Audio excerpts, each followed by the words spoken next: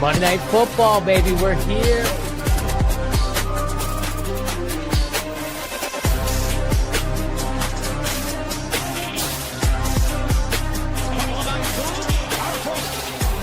Touchdown in 46 seconds. Punches back. Touchdown.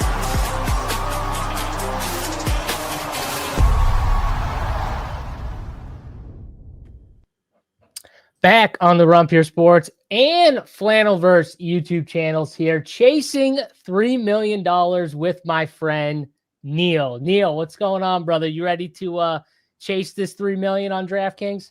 Yeah, I'm excited. I was not really that enthusiastic about Best Ball 3 weeks ago. I was like, I'm not ready yet. And now I'm just like obsessed. I'm entering fast drafts. I'm entering a batch of new slow drafts every single day. This is the season. We're starting to get news, and it feels like you have an edge, even if like probably don't have any kind of huge edge, but it feels like we have an edge right now. So this is when I really start enjoying Best Ball. No, Neil, we have an edge. Okay, stop with this. We have an edge. It might be your AJ Brown take. I was on last week with Sack telling everyone that Bucky Irving was the worst pick in the world at that range. I have the clip to prove it too on the show, by the way. I will play that tomorrow. But yeah, we got an edge, Neil. I feel it here. I feel it. The Bucky Irving news, we got to talk about that because that's definitely one of the bigger pieces of news of the day and probably of the summer so far that we're getting into here. But yeah, Best Ball's back. I mean, Best Ball never stopped. Let's be honest. Like maybe you were a little lower on the pre-draft stuff with Best Ball, but this is it, man. You got $3 million. We're close to June now. This is the last week of May. It's Best Ball time. It's Best Ball season. Exactly. I mean, I start getting excited, but I think when I occasionally I have opinions that differ from the sidekick on it. So like I did a fair number of pre-draft Best Ball contests, mostly just top click the sidekick, just kind of to get into some drafts. I think I get excited when I'm like, okay, maybe they're being more conservative on this situation, and I can kind of, push in to take my own stance a little bit further. And like occasionally I'm not doing the top of the sidekick.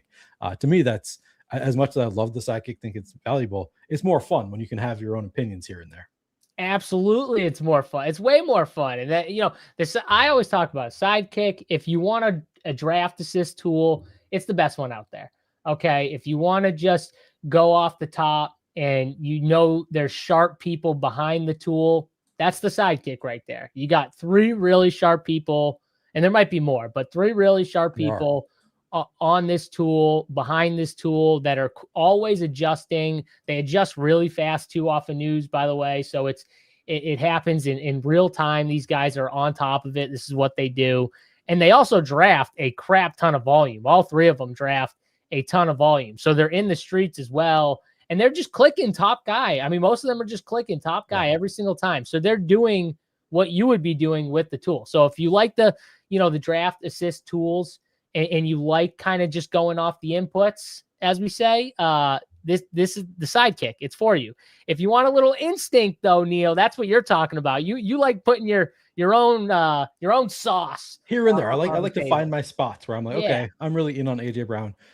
So to you brought up the Bucky situation, and to the credit of the sidekick, I brought it up to Sacrilegious in a Discord when I was like, hey, I posted it. He said they already were aware of the surgery since February and the range of his time to return table. And I'm like, okay, I didn't even know that he was I didn't realize that he was still injured prior to 2 weeks ago when we started getting those reports. So yeah, they're definitely grinding the news, which is that's helpful. Who I was talking with on the show about how Bucky Irving was the worst pick. And of course they already had all the ranges of outcomes and everything already set up here. We're going to get into a DraftKings $25 best ball draft here right now. $3 million to first, $20 million prize pool. If you guys want to draft with us, come on over. I'm going to click it now, get in. $25 to enter. There's 3 of 12. So plenty of spots here for people that want to come and draft with us. I mean, take the money, right, Neil? Take our money. If you think more in May than me and Neil, come on in. The water is warm. Yeah, and 2 of us can get in anyway. So you can take our money. We can both get in. It'll be a fun time regardless. Yeah, we got some people in chat right here. Sean's in chat. What's going on? We've got Holmes. We love that guy. I'm a big Mahomes guy. Who Holmes? Who Hames? Who Hames? That's what I've always called him. I don't know if that's right, but that's what I've always you're called him. you're probably way more close than me. The Flannelverse, I don't know who that is, but they say what's going on here. What's going on, Nick? You got a bunch of people in here. GM, my boy Don Yeezy, JSU and Neil, Peanut Punch in here, liking it. Yeah, you got to like the show. Whether you're watching it on the Run Pure Sports side or the Flannelverse side, hit the thumbs up, like the stream here, and subscribe to the channels. We got best ball content. I know Neil's, channel, he had content yesterday, even on the holiday. That's Grinder and him right there. Make sure you guys subscribe to the channels. The subscribes help a ton, and the likes help a ton too, because they push it to get the info out to more people, so more people can see me and Neil's mug talk about May best ball and all of the news here. All right, Neil, we have the 6th spot here. Interesting here. I've said this before, 6 through 9 are the spots that I like to avoid in drafts, but that's okay. We figured that one out. Here we've got, let's see, in the draft with us, big play, Tay at the 1 spot, Corradol, however you say that, and Murray, Sean, Cal, Sanu rankings, myself, by any means, Nate, Willow, I'm not going to say all these names here, DC Boy, Sam, and then Polito, however you say that. I can't even read, Neil. Polito, I'm going with. I mean, nobody knows how to say that, but yeah, Polito seems right. Peppertoni says about right, 6'9" for the rest of us. Yeah, congrats on your 69, Peppertoni. Noah, let's see here. So we've got, first of all, we need some logos here. We got a bunch of guys with just no picture. I mean, what's going on here? I mean, whether you rep the RPS logo, the Flannelverse logo, any other site's logo, or your face, your dog, can we get some logos? We can't have just nothing, Neil. Sam Watts, I see you in the Flannelverse YouTube chat. I mean, you could just go into the Flannelverse Discord. I'll recommend it to anybody. Flannelverse Discord, free to join. You can find the Flannelverse logo there if you want a logo. And if you win $1,000 or more and shout out the Flannelverse on social media, you can get one of these hats. That's all I have to offer. I'm sure you guys at RPS have better stuff to offer than a free hat. It's all I've got for now. Big T was trying to give out free hats just for free at the live final I was at a couple years ago. No, Big T, when it comes to gear, that guy loves giving out gear. And I'll say it too. He does not skimp on the gear. So the gear is very costly. Yeah. We don't make like any money on it at all, Neil, like none, because he likes to get the highest quality of hats and everything like that. So we make no money on the gear, but he loves giving the gear away. Tango Alpha Zulu, my guy, what's going on, brother? Good to see you. Peppertoni says more 6 through 9. 6 to 9. More 69 for the rest of us. I see what you're saying right there. I see what you're putting down, Pepper Tony. I like it. All right, Neil, draft is started. Bijan, Gibbs, Chase, 1, 2, 3. That's about as normal as you're going to get in the draft. Now we're going to get either Puka or JSN if we want them, which I do. Ooh, okay. Wow. So JSN in the 6 to me feels pretty good. Yeah, honestly, yeah, because I'd be pushing up somebody else in my ranks. So let's do it. Let's take a JSN here at 6. I guess not that rare. Yeah, I mean 5.3 is the ADP, so I guess it happens a fair amount. I feel like I don't see it that often. It's usually like the top 5 are pretty set. Here, Jonathan Taylor pulled up to the 4, so we get a little bit of a unique start. So makes the 6 a little bit more palatable. I feel like I'm with you. I haven't seen it a ton, but it definitely does happen. I think the top 4, like Bijan, Gibbs, Chase, Puka, in some way, they almost always go 4. Yeah. But the 5th, we saw Jonathan Taylor go up to the 4 spot, which is interesting, by Sean. And but you don't really see it. At least I don't either. I don't see it a ton. So yeah, that'll be interesting. Yeah, fun start for the 6 hole. Not excited about it typically, but at least getting JSN there helps a little bit. Maybe we'll get a unique build here. Says the Flannelverse hat is elite. It's the professor. So it's the only piece of flannelverse gear that I made, and I spent a lot of money to make these also. Like, usually you think people sell them for 25 bucks. They're getting the hats for 10 bucks a piece. These were over $25 a piece just to have a big batch of them made. So yeah, it was kind of expensive to get the hats made. And I like the way they look. I feel like I've had positive reviews. All I will say is that I don't have a flannelverse hat. You and I are going to be streaming together weekly. I'll send you a flannelverse hat. I will buy one if you. I'll buy one, whatever they cost. They're currently not for sale, so they're not even for sale. Okay. Yeah, the only way to get them right now is, people who have like now I really want a lot of content with me, or like done favors for the channel, like have a new guy Dev making my thumbnails. I just offered him a flannelverse hat. A lot of people have helped me out with the flannelverse, but other than that, you just got to win it. I might start selling them at some point just to, have something out there, some kind of gear. But yeah, for right now, don't even have them for sale. Just sending people who earn them one way or another. Let's go. My guy Jody in chat. All right, just caught you guys about to dive into best ball life for a few months. He's a big best ball drafter. We appreciate you watching, my friend. We're back up here. Chris Olave just went at 8. We got an interesting draft going here, Neil. Faller, Mr. Hampton, the sidekick likes London. What do you think here? Yeah, either of those two works for me. I probably just go London. No, I go Hampton. I'm happy to take Hampton. Up to you though. Oh, yeah, I mean it's your draft too. Hampton it is. We'll go Hampton. I didn't have a strong take on those two either way. So me neither. It's interesting though. Like a lot of these guys, like Chase Brown went 15. I like this start here, Genty Brown. I'm a fan of that. Yeah. It's kind of interesting. Some of the stuff we got: Jefferson K9, St. Brown and Olave. Ooh, an AJ Brown drafter higher up, Neil. I will say here from the flannelverse. I broke the tie toward Omar and Hampton, thinking maybe we could get AJ Brown. I see other people get him at 30. It happens sometimes. Oh, I got happens him at 29 this morning, so it definitely happens. I'm kind of exaggerating. It does happen for me. I've gotten him pretty late also, but yeah, not as often as I would like. So I was hoping we could push him, but it didn't happen. Yeah, all right. Fine with me. I'm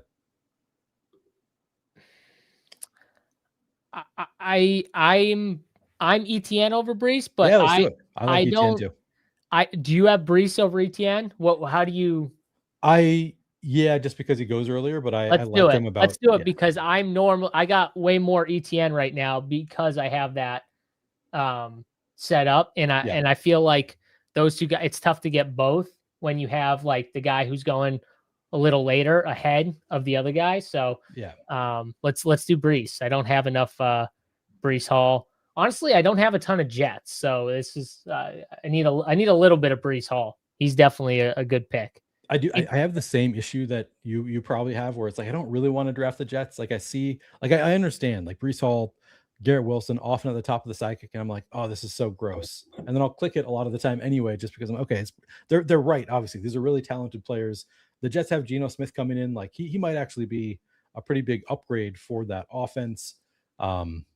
It's also gotten a little bit more crowded with, they draft Omar Cooper, they draft Sadiq. Adonai Mitchell came in late last year and looked awesome. So it's a little bit, cloudy beyond good, man, beyond Garrett Wilson, Brees Hall. But yeah, I agree. Yeah, he's good. Like it sucks that they drafted Omar Cooper and Kenyon Sadiq because I'd be drafting a ton of AD Mitchell if that weren't the case.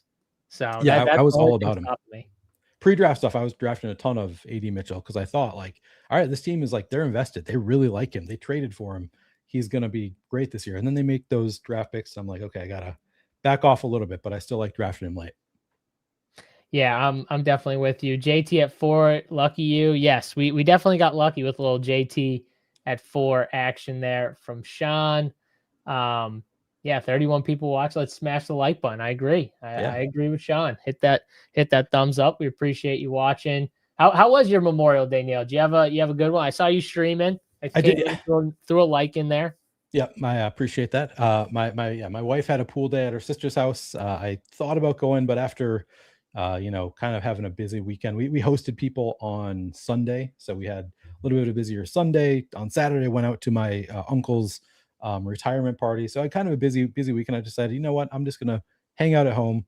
I walked my dog, 4 times and did a little stream. So it was nice, kind of a relaxed Memorial Day. The walks warming him up to you? He is no, not a little bit. I think a little bit. He's starting to like me a little bit better, but he has stopped peeing and pooping in the house is the big thing with the several walks per day. He will not go in our backyard. We really want him to just go in the backyard because like it's going to be Minnesota winter here in a number of, we got several months before that, but like we're going to need him to go in the backyard once that happens. And as of right now, he refuses to go to the bathroom in the backyard. So the only solution we have currently is just take him on a ton of walks.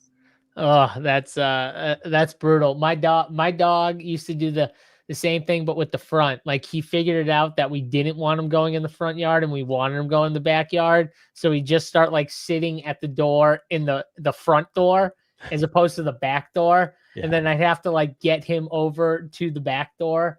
That's funny. He's smart as shit. So I'd have to like entice him with a treat. Yeah. And then he'd figure it out. But yeah, no, he was very smart about that. And I despised it because going out in the front yard and picking up shit was annoying. Yeah. And yeah. Sean says, yeah, we can make our pick and then I'll respond to Sean's comment, which I find interesting. All right. So Lad just went. Jalen. Oh, hey, the kick. Let's go. My ranks. I mean, that's obvious. We're making that pick. I mean, God, the kick aligns with your ranks. That feels great, honestly. When Colson Loveland just flew up to the top of the kick, yeah, and I was about to say like, oh, I got Colson Loveland at the top of my ranks, and the kick has him nowhere near the top, and then I just saw him fly up. That felt good.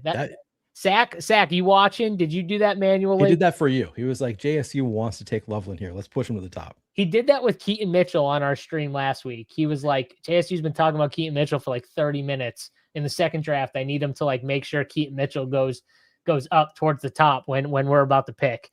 And he did. So nice. I was pretty pumped about that.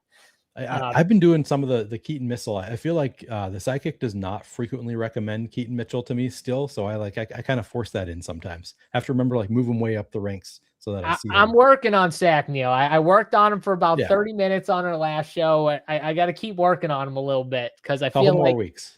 I feel like, once we get just wait, once we get some like training camp vids and stuff and we see Keaton Mitchell just like going through, blasting through like not real defense and scoring like a 60-yard touchdown, we're gonna be like, oh my God, we got to draft Keaton Mitchell here. What are we doing?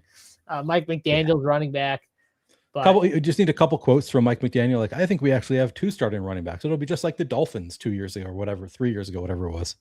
Yeah. Exactly. Just wait. You want to respond to Sean though here, who is talking about the poop in the backyard. Yeah, so my wife had the opposite instinct, and I don't know what's right, but she had said, like, I think you just need to pick up his poop every time he goes in the backyard because he thinks it's dirty, so he doesn't want to poop here, which I think the more we've gotten to know him, the more that seems ridiculous because he just wants to pee on everything. He's trying to dirty up every single spot of land within like a 3-block radius of us. So I don't know that that's concerned, but that was our reaction was like, okay, let's clean up the poop quickly so that he has a clean place to go. All right. Okay, so Mike Evans at the top here. We got Mike Evans, Lamar. We both don't like Bucky. I don't think you not like right now. Bucky. Yeah, wait from the fall. What do you think? Let's go Lamar. I'd say. Okay, let's do Lamar. This is good. I don't normally take a lot of Lamar, so let's take some Lamar Jackson here. I think this is a interesting spot. Yeah, I don't take a ton of just because of that quarterback pocket that's coming up. I know. Yeah. So I normally don't take as much of Lamar Jackson, but it's good to have a few. But it's partially just a diversifying thing for me because I have so much Mike Evans, and I'm like, I don't know that I actually want to have a huge bag of like I like Mike Evans. I think he's a strong pick, but I am like somewhat concerned about the guy who gets injured every year going to San Francisco and dealing with that electric, whatever the thing is that's there, which I have no idea how legitimate that is. I believe the study made it sound like there might actually be something to it, that it's like players are getting, I probably need to reread that study to have an actual like smart take on whether it affects Yeah. things, because they actually have done I mean, you studies. could just, but forget about that. You can just have the take that, okay, Mike Evans last 2 years Right. hasn't played full seasons and has been banged up and had hamstring issues. But also, when Mike Evans is on the field, he He's awesome. smashes. Yeah. Oh yeah. So there's two sides to that coin. And I'll just say it like Mike Evans, for me, I think is one of the toughest to talk about, because if you talk about just Mike Evans' production on the field, Kyle Shanahan, wide receiver ones, you're going to want to draft Mike Evans. You start looking into that. But it's the injuries, I guess, that kind of scare you a little bit, maybe. I mean, I think Mike Evans, I'm going to be drafting some just because the ceiling and the upside is just. Oh, me too. Me too. It's way higher than where he's going. So the injury stuff has to be baked in a little bit. Or the it is definitely baked in somewhat. Yeah, and I should say, like, I just made the choice to go against the psychic and take their second recommendation. I probably click Mike Evans 3 out of the 4 times that he was at the top of the queue. I just like occasionally, like, I do want to get some Lamar shares. I feel like this is a spot where we could, because we got JSN in the first round. Like, we've got a really strong anchor wide receiver. But even in this spot, I'll probably click Mike Evans most of the time. Yeah, Lamar, I think, just has atomic upside. I don't know. I don't know why, but I sort of feel like Lamar is going to have a huge bounce back season this year, and I don't have a great reason for that. It just he had kind of a down year last year. I don't know. I don't think I feel like there have been some quotes surrounding Lamar that I liked, but I don't know. It's kind of mostly just a feel thing. That's probably not a great reason to be loading up on Lamar. In my head too, I feel like he didn't run as much as he normally did. And we're up right now. Michael Wilson just went, so that's fun. Michael Wilson at 66. Tyler Warren sitting here at the top of the queue. We do have Caleb Williams and we have Colson Loveland. If we just wanted to finish out quarterback now, we could, or we could take a second tight end. I don't see a ton else I love. A Mekhi Lemon. I have like 0 Caleb, so I'd be happy doing that. Let's do it. Let's take Caleb and Lamar. This is probably a 2 quarterback team unless we get like a insane faller or something like that. Yeah. I have a ton of Caleb's one guy. Like I'll be against the kick in other rankings because I feel like nobody likes Caleb where he's going. And I think Caleb has this like the craziest ceiling in Ben Johnson's offense year 2. Everyone saw what he did year 1. And I thought if you watch that year, it was so up and down. It could have been so much of a better year, which is crazy to say from he was good from a statistical standpoint, top 5, you know what I mean? From just like the fantasy points, and stuff like that. He was top 5. So that's obviously good, but he was bad and threw up a top 5 fantasy. Like he was bad for a lot of games and then would be good in like the 4th quarter. And we'd be like, whoa. Yeah. But like Neil, if he starts putting together complete games where he's playing good for all 4 quarters, what's the ceiling of this dude? Is it QB1 or 2? Yeah, he's definitely got that kind of ceiling. If he can, I agree. If he can start playing well in that offense, that should be just awesome. Yeah, I'm with you. He has the upside. I don't take him a ton. I think because again, I'm taking a ton of AJ Brown, which means I'm taking a lot of Drake May. I like doing the Jalen Hurts, Mekhi Lemon double click. So just like around where he goes, there's other quarterbacks that I prioritize, but I'm happy to get him in places like here where it's like, I've already got a stacking partner. Let's just do Caleb. Yeah, I'm with you. He's got major upside. All right, we're up again here. Let's say we got a 2-2-1-1 going. Jalen Warren just went, and Mekhi Lemon's still here. Neil, I don't know what your Mekhi Lemon take. Yeah, I'm gonna have bags of Mekhi Lemon, and it's all because of the sidekick. I think here I would either go Mekhi Lemon or pull up like a Chris Godwin, who you actually looked like had. Is that ADP or is this your ranks? That's ADP. Okay, yeah, I'm fine just Mekhi Lemon if that's what you want to do. Yeah, let's do Mekhi Lemon, and let's see. Who knows? Maybe Godwin falls. I'm slightly lower than ADP, just very slightly. Yeah. Lower on ADP than the ranks and stuff like that, but it's not crazy here. Just Matt's here just to let us know that Bucky is dead. Man, I think you might be close to right here. Bucky might be trending that way. It's not looking good. Then we got Are you Benny. adjusting? What? Are you adjusting at all? I got to adjust my ranks because I was already really low on Bucky. Right. And where I had him in my ranks, he was barely ever making it there. So I was never clicking him without the help of like the sidekick or something like that. If I was just following the sidekick. But I think he's got to go down more. I was high on Sean Tucker. I made the case that like besides the fact that Bucky had all this injury stuff going on, my case was actually more to do with the other guys around Bucky stealing the fantasy upside of Bucky. You got Kenny Gainwell, who is a really good pass catcher, and we saw it last year. And actually, he was okay running the football last year too. He's there. And then we saw Sean Tucker at the goal line steal some work from Bucky. And when Bucky was out, we saw Sean Tucker at times be a lead back and look really good. So there's so many factors to this. But when you tell me that a guy could not only get vultured at the one, but also can lose passing stuff to probably a better pass catching running back, let's just be honest, in Kenny Gainwell. Well, shit. Where's the upside, Neil? Is he getting 100 rushing yards every single game? Yeah. Is he breaking a long one and scoring? Because he might have to, because we want touchdowns or we want to rack up receptions. Yeah, it's tough. So I did one best ball show pre-draft, and one of my takes was I feel like Bucky's going too late. When he was going like late third round, I want to say, and I was like, I feel like he should be like a 2-3 turn. So I was really bullish on Bucky Irving, but then everything that's happened since then has been negative. They signed Kenneth Gainwell. To me, that was the big one. It's just like, okay, you signed Kenneth Gainwell. Like, I'm a believer in Bucky Irving's talent, so I didn't understand why he was falling so much. But then you add Kenneth Gainwell. They're talking about them as being 1A, 1B. Obviously, Sean Tucker going to get some goal line stuff. And now the injuries, just all of this combined. It's like, yeah, I'm going to let him fall for now. I don't know when I'm going to get back on board with Bucky, but for now, like, I do think he's going to be a faller, and I'm willing to just let him fall. Yeah, I'm totally fine with letting him fall. We'll be sad to see Bucky fall below Chuba. That's going to happen very soon. I think it was close to happening in this draft. Where did Chuba go here? Chuba went right here, 71, and Bucky went. Oh shit, we're up. Next pick. Yeah. All right, let me see here.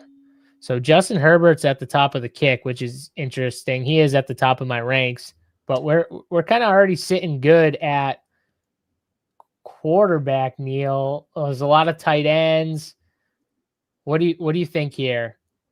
Should we reach for a receiver? I like Josh Downs, or should we go with a tight end? What do you think? I'd probably just go Herbert. Although I do like Josh Downs a bit. I like Pittman a bit. All right, I just clicked Herbert, so yeah, I think Herbert makes sense. That's the brutal. So this right here is going to be a team where everyone's going to see the brutal part of going a Lamar or like a quarterback that high. Because look, we got Caleb, and then you get Justin, who falls a little bit, and I'm super high on Herbert. If you can see in my ranks, like I have him really high. So this team's going to be very. Yeah, it's going to be very interesting. To be honest, I kind of immediately regretted taking Caleb Williams there, or sorry, not Caleb, Lamar Jackson there, because we could have taken Mike Evans. And as I'm trying to make the case for why I took Lamar Jackson, I'm like, I can't really make a good case for my fade of Mike Evans. It's all sort of like wishy-washy. Like, yeah, I think Lamar is going to, have a strong comeback season. I can't make a good case for it. If you can't make a good argument for why you're doing what you're doing, you probably should not be going away from what the sidekick is telling you to do. So I sort of regretted. There's a reason why Mike Evans was slightly ahead of Lamar. Yeah, exactly. There's a reason in that team. The sidekick knew. The sidekick knew my bias towards Caleb Williams was going to pull me in. That's what happened. Yeah. So Dr. One, the professor says Tampa backfield feels like Denver to be clicked cautiously. I'll say this, Neil. I think there's a few backfields like this where you got to be very careful. I do think Tampa is one of them that now we're getting some clearer news on Bucky, so maybe not as bad. But Washington, there's another. Ooh, Josh Downs is still there. You got Myers, Worthy. Worthy goes with the Herbert stuff if we wanted to go there. Yeah, I'd be fine going Josh Downs. Any of those 3 receivers is fine. Which one fine would with you me. go? Downs or Worthy? Probably Downs is my Downs? instinct, but that's I'm very high on Josh Downs, so Okay. I'm cool with that. But like, what are you doing with these backfields where like Washington, I think, is a really good example. And I saw, I think Davis was doing a show and he was talking about, he doesn't love Rashad White. I've never been a Rashad White fan. I think he's a terrible runner. Great pass catcher, though. Not a good runner in between the tackles. Then you have JCM, and he was saying, like, JCM, I think, is a good running back. He's a good runner in between the tackles. He fits their scheme. I agree with all that. I think JCM's problem and why he had so much issue with staying on the field at times was he would fumble the rock constantly. I feel like he just kept, he would have 3 really good runs and then he'd fumble the ball. And they'd be like, well, you can't be on the field if you're just going to fumble. Like, obviously we like that you're ripping off big runs and looking good. But you got to be able to hold on to the football. So is this a situation where we see just like JCM get like 30%, 5%, Rashad White get like 35%, and then you get like Katron Allen and I don't know, McNichols still there? Like, who knows? Like, are you worried about something like that with some of these backfields? Because I'm definitely worried with like Washington, Denver, and Tampa Bay. I think are 3 just right off the bat. Yeah, I mean, the Vikings have kind of an unknown backfield. There are plenty of these backfields where somebody could come in and suddenly, kind of surprise us, because like we don't feel great about the start. So like I'm drafting a ton of Aaron Jones because he seems to be the RB1 on the Vikings, and there it's like, yeah, but who knows? They could just bring somebody in who immediately supplants him, and nobody should be surprised. It's a little bit different, but that is why you're getting the discount on a lot of these backfields also. Worthy goes. I would be curious to see the running backs here. Yeah, there's one running back that I've noticed get pushed up the kick. It's Jonathan Brooks. I gotta ask Zach tomorrow about Jonathan Brooks because there's got to be something. Because I feel like the last couple of days I've just noticed like whenever I need a running back in this spot, I feel like Jonathan Brooks is always at the top of my queue, even if it's like this, where it's a little ahead, but yeah. So Jonathan Brooks is Kenneth Gainwell gone? Let's see. Yeah, Kenny Gainwell's gone. It looks like. Then to me, it's Brooks. I mean, I like Dobbins too, but yeah, I'm a big. Would you go running back here though, for sure? I think so. How many running backs do we have? We have 2, I think. Yeah, I'm gonna go Brooks. We have 2. Brooks. I mean, there are some a lot coming out of the practice there. What OTAs? Brooks looks awesome. He looks like he's healthy. He looks like he's fully back. And I'm not a huge believer in Basil Tootin, and I feel like last year they were like there was a time during the season last year where Rico Dowdle started taking over, and the team was talking about sorry, not Tootin, Chuba. The team was talking about Chuba Hubbard as though like, oh yeah, he's done a lot for this organization. Like they weren't talking about him like, oh, we really want to play Chuba Hubbard. They were talking about him like it was like, oh, he's done so much for this organization. We love what Chuba's done for us. But like they clearly saw the writing on the wall that Dowdle was better last year. And I kind of wonder if the same thing is going to happen if Jonathan Brooks is healthy this year. So I've been loading up on Jonathan Brooks in this range. I think that he's a really strong pick. Now I do kind of like Rashad White. I kind of like Aaron Jones, Jordan Mason. We've got several pretty good receiving options there. But I like Jonathan Brooks quite a bit. Yeah, me too. It's definitely something where I want to keep slamming Jonathan Brooks. And it seems like the kick is just going to get higher and higher on him as we go. You know what we're not showing the board right now? Yeah. That was an accident. It's coming back up. Okay. Yeah. There we go. Sorry about that. I wasn't sure if that was intentional or if you like did it without knowing. Yeah. No, that was me by accident. So we're good. So M. Murray was pissed at us for taking Jonathan Brooks. Sorry, he was booing us. I'm sorry, M. Murray. It's just it's the way it goes sometimes. Khalil Shakir goes. I'm so happy he goes because he's one of my favorites to not click. And he's always at the top of the kick, and I always have an issue when he's at the top of the kick. So let's see here. A lot of tight ends on the kick. I think we need a receiver. what's your take on Matthew Golden, Casey Concepcion? I have like 0 of Golden. I do have some Concepcion. I'd be fine if you want to go Golden a little bit past ADP. Do you want to take the faller in Golden? I don't mind it. Yeah, I kind of think so. Yeah, but so I like KC. I do think though he's going to have a lot to contend with Boston. They still have Judy. They have Fannin. And they only have Watson and Shador at quarterback. So we got to temper our expectations with Cleveland, I think, in general. So that's why, like, I would rather a Packer like Golden and take the upside chance that maybe he's the second best receiver. I don't think he's the first best. I think Christian Watson is probably number 1, but maybe he ends up being the number 2.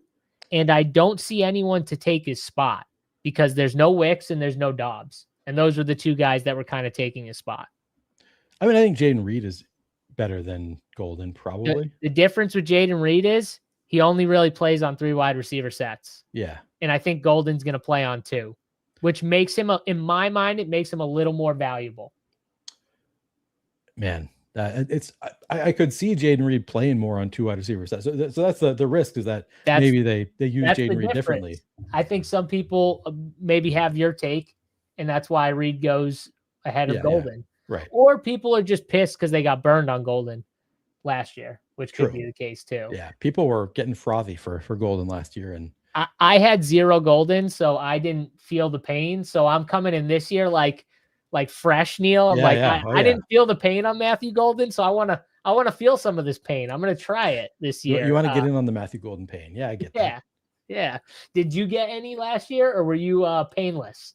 No, I had some. I don't think that I ended up over the field, but I was probably pretty close. There were enough people that were super bullish on him that I think I ended up being like, okay, maybe they're right. Maybe he's, going to be awesome. They finally spent money on a wide receiver. Maybe they're going to use him. And then, yeah, I'm glad I didn't go too hard on the Golden stuff last year.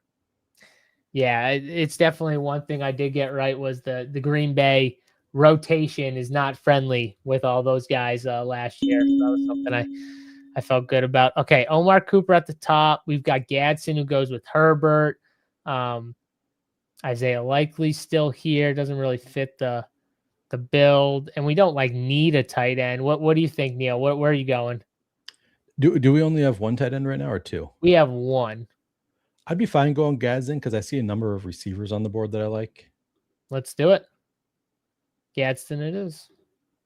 Fits our team too. Got a little Herbert love. Andrews wasn't there. Let's see, where did Andrews go? He went down here. So yeah, I like Aranda. So what's your take on the pool of tight ends there? Charlie Kolar, Gadsden. You're obviously not afraid taking Gadsden there. And then they got David Njoku.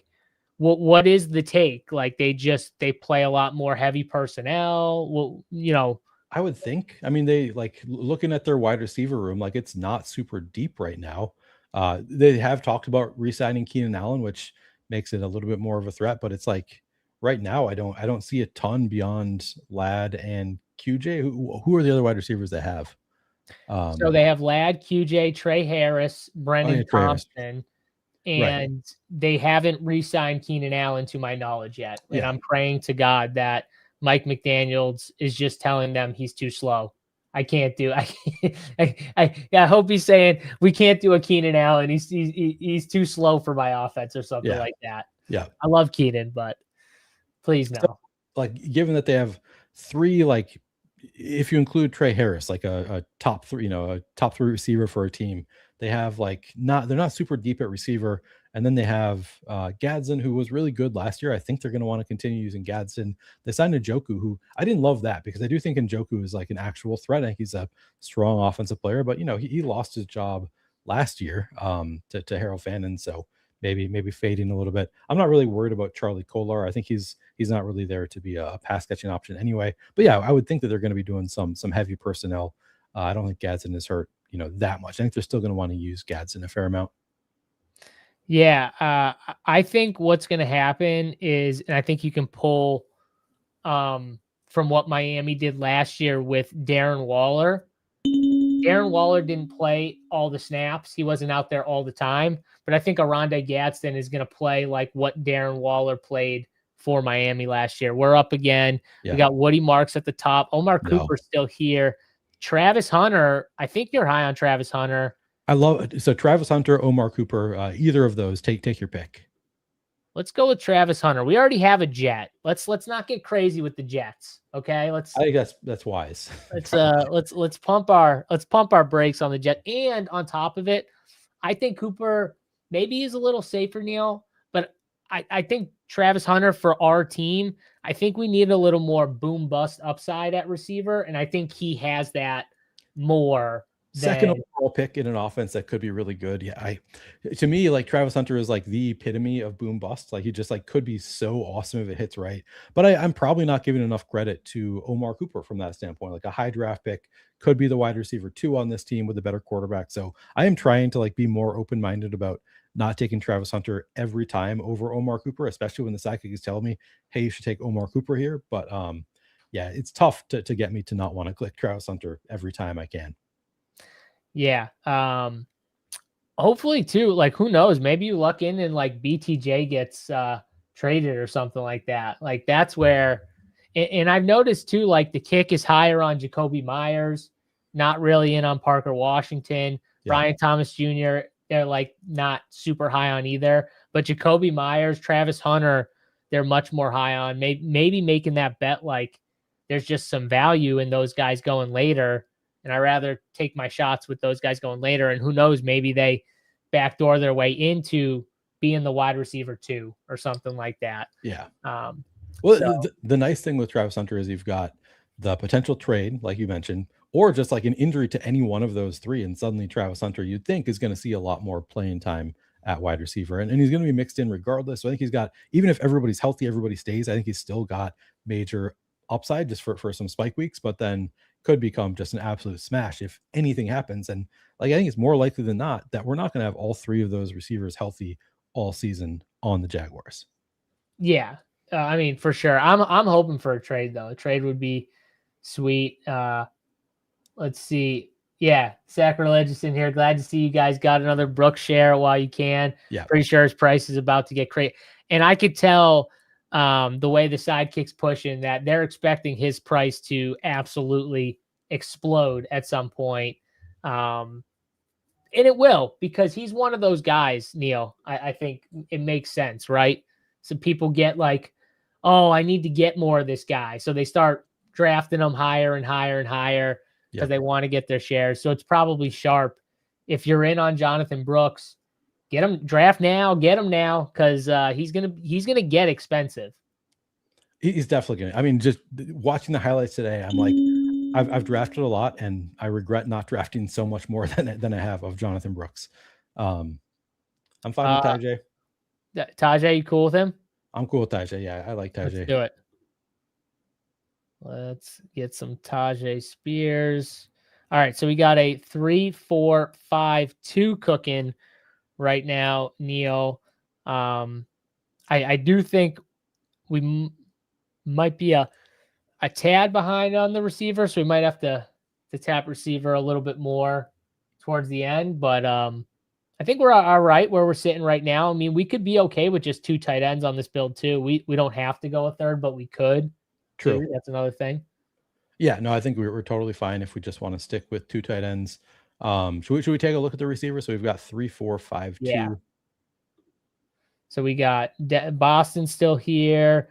Stribling, Deebo Samuel, Tesla, Flournoy, Kirk.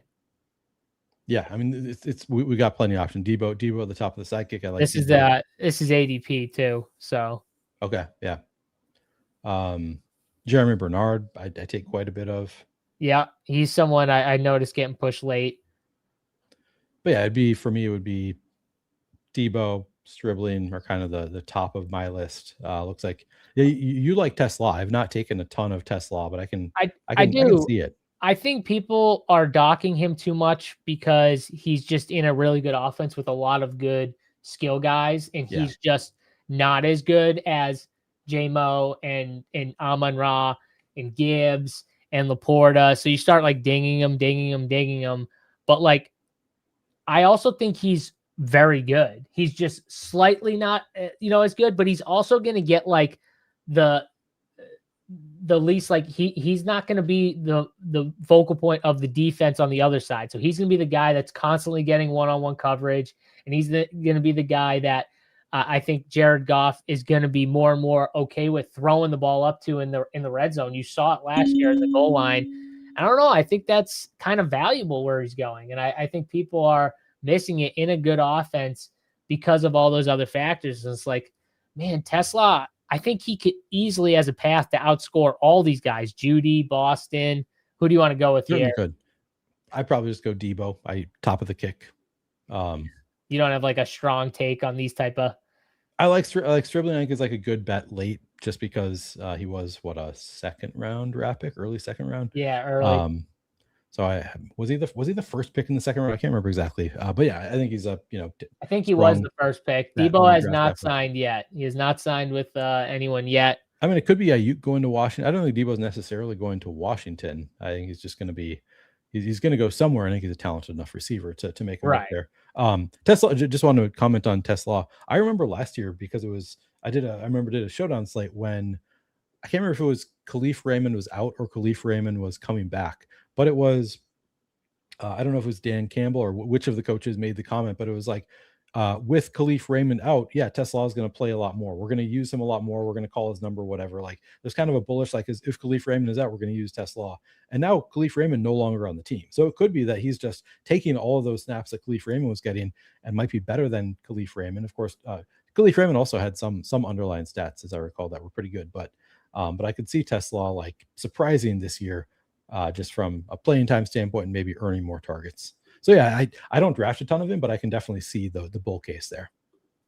Yeah, I mean, who knows? If you're trying to get your best players on the field, Neil, I think Tesla still makes sense to get some of, and I think that's why they were okay with getting rid of someone like Khalif Raymond. And then Khalif Raymond goes and signs with the Bears. You know what I mean? So it's like, but Khalif Raymond was just doing enough to affect Tesla, just with the 25% he was out on the field, right, Neil? Because it was dinging Tesla enough. But like you said, what if he ends up just getting all that? Like, it's just his, you know what I mean? So he gets what he got last year on top of Khalif Raymond's extra 20% of the routes or something like that. Like, that could be valuable in a good offense. Yeah, it definitely could be. Matt Murphy says Greg Dortch is on. I didn't even realize Greg Dortch is on the Lions now. I don't think that's. I would have thought of that as being a pretty big threat a couple of years ago. I feel like he's kind of fallen by the wayside enough that I'm not super scared of Greg Dortch anymore. But it's another name in there, I guess. I don't think Amon-Ra is too worried about Greg Dortch. I don't think Amon-Ra. Unfortunately for Greg Dortch, he just plays a role that the best player in the league probably plays the same role. Like Amon-Ra. I don't know, like who, it's probably him, right, Neil? Like, I mean, Chase, I guess, too, but I mean, it's one of those two. Yeah, I mean, he's going to be. You mean at that specific role of at his specific role? Okay. Yeah. Like, please don't disrespect the better role. Seriously. Yeah. No, you're right. It's probably Amon-Ra. You know what I mean? Like, that's his role right there. So, yeah. No, I'm not saying like he's better than Puka or anything like that. Yeah. Okay. Saying, like, honestly, he's probably like the toughest receiver, just like toughness. He's tough. Oh yeah. I mean, he played. Nobody thought he was going to play. Schultz, Trey Harris. We got the stack if we want to go there. Yeah, I'd probably just go Trey Harris just because there are so many great tight end options late that it's so gross because I don't think Trey Harris is any good, but there's no Keenan Allen right now, and if that sticks, he's probably a good pick. So it's like the worst because I'm fighting I don't think he's that amazing at football, and he could lose his spot to someone else, or they could just play way more 3 tight ends, which I think is what happens more in the offense. And Gadsden's deployed as like almost like a slot receiver in a way, you know what I mean? Or something like that. In that case, the other guy I'm getting really high on is Ladd. Because I think if that happens, like Ladd could end up being an absolute winner in that scenario. So, I mean, there was an article that Ryan Heath wrote for Fantasy Points about that exact topic of like who benefits as teams use more tight end heavy sets. And Ladd was one of those who could benefit because he's presumably going to be, if there's only one wide receiver on the field, it's going to be Ladd. If there's only two, Ladd's going to be one of them. So he's just going to see a lot more volume. And the wide receiver, like the yards per route run in those types of formations, when there are more tight ends on the field, the wide receiver benefits like hugely. So yeah, it would be Ladd could be a huge beneficiary there if they are doing a lot of tight end heavy sets, which you'd think they are since they did sign David Njoku along when they already had Gadsden and they got Kolar. Oh, Gunnar Helm just went here. What do we got here? 3, 4, 7, 2 build. So the kicks got K-Daw in, Wicks. Eli Stowers is still here. Where do you want to go? Yeah, I'd be fine with Darnell Mooney, Adonai Mitchell. Let's do Darnell Mooney. You like Mooney? I like Mooney. He's one that I got a DM from Scott Barrett last week at one point, and he mentioned a few players that I am not drafting enough of. He of course has no idea how much I'm drafting of anybody. He's not like watching the streams, but he's like, you're not drafting enough Darnell Mooney in best ball. Was one of the names, and so and I think that he's kind of right. Like I think Darnell Mooney could be the wide receiver 2 on the Giants, Okay. and like he has shown something in the past. He's been talented at times. So if he's healthier now, an offense that could surprise this year, yeah, I think Mooney's a pretty strong pick. Yeah, I don't mind the take, and who knows what's going on with Malik Neighbors. I think it's interesting that it just shows how running back just falls off a cliff. Like we have 4 running backs, but the kick hasn't pushed up a running back in a few picks now, and I'm like, it just shows like if you wait on running back, it gets so thin so fast. It does, yeah. We do have some early running backs, right? We took a couple. Yeah, we do. Yeah. I'm not saying we're like dead at run. I'm just saying it's interesting. Like you think your team's a little thin at running back, you look and you're like, well, I could see it. And then you're like, well, maybe I should take a running back. We have 3 spots left. I'll be interested to see if it pushes up a running back. I have a couple guys that in my head are like maybe sneaky picks towards the end, but it's all wide receivers right now, which is interesting. And there's definitely one I want to get here for sure that I'm starting to get a little higher on. We'll see if he falls to us here in the next. Do you also read that pick 210 by? I just read it as by Andy Means Necessary. Yes. The old boss at Rotogrinders, Andy Means. Yeah. I love Meansy. It's my guy. Right, so it's all I see when I read that name. It's Andy Means. Yeah, that's the GOAT right there. Andy Means, Duke basketball player. We love him. Yeah.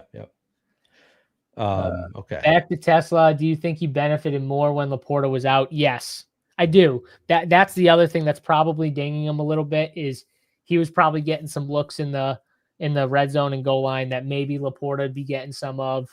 But overall, I think he showed in that time that Jared Goff can trust him in the most trustworthy spots. Yeah. That was the most important thing, Neil, that I took away from it. I think we need to go Surratt. What do you think? Yeah, I like Surratt. Let's just get the stack here. Let's get the stack here with that's the one good thing about going Lamar is you don't need to get Zay Flowers or Derrick Henry. I feel like you can backstack him at the very end. I like Mark Andrews quite a bit this year, but then it's like you can always fall back on Surratt, on Rashad Bateman, who I still think is Lane. They got a few guys who you can just go after and make a case for. Still no running backs, Neil. Are we going to end with 4 running backs here? What we might, I don't know. I mean, we could throw on a Malik Davis. So right now we got 3, 4, 9, 2 at tight ends here. My God, I'm going to need glasses. I literally might need to get glasses here. And the kick is saying tight end. So it's looking for a third tight end. What do you think? Should we go third tight end and then see what the last one is? Because we have 9 receivers, which is probably okay on this team. Can we take a look at the running back list? Yeah. So right now, Ray Davis is at the top. here. James Conner, Black from San Fran, Claiborne's still there, Jordan James. I think I like Malik Davis more than the average, just from the he has the lead on being running back too. Is he still there? Because I feel like he was at the. Oh, he's still there. Yeah. I like him. Oh, he just went. He goes. Yeah. You know who else kind of fits on this team? We probably could take him with our last pick if we wanted to. All right, let's hold off then. Let's take who do you like? Do you want to go Gesicki here or?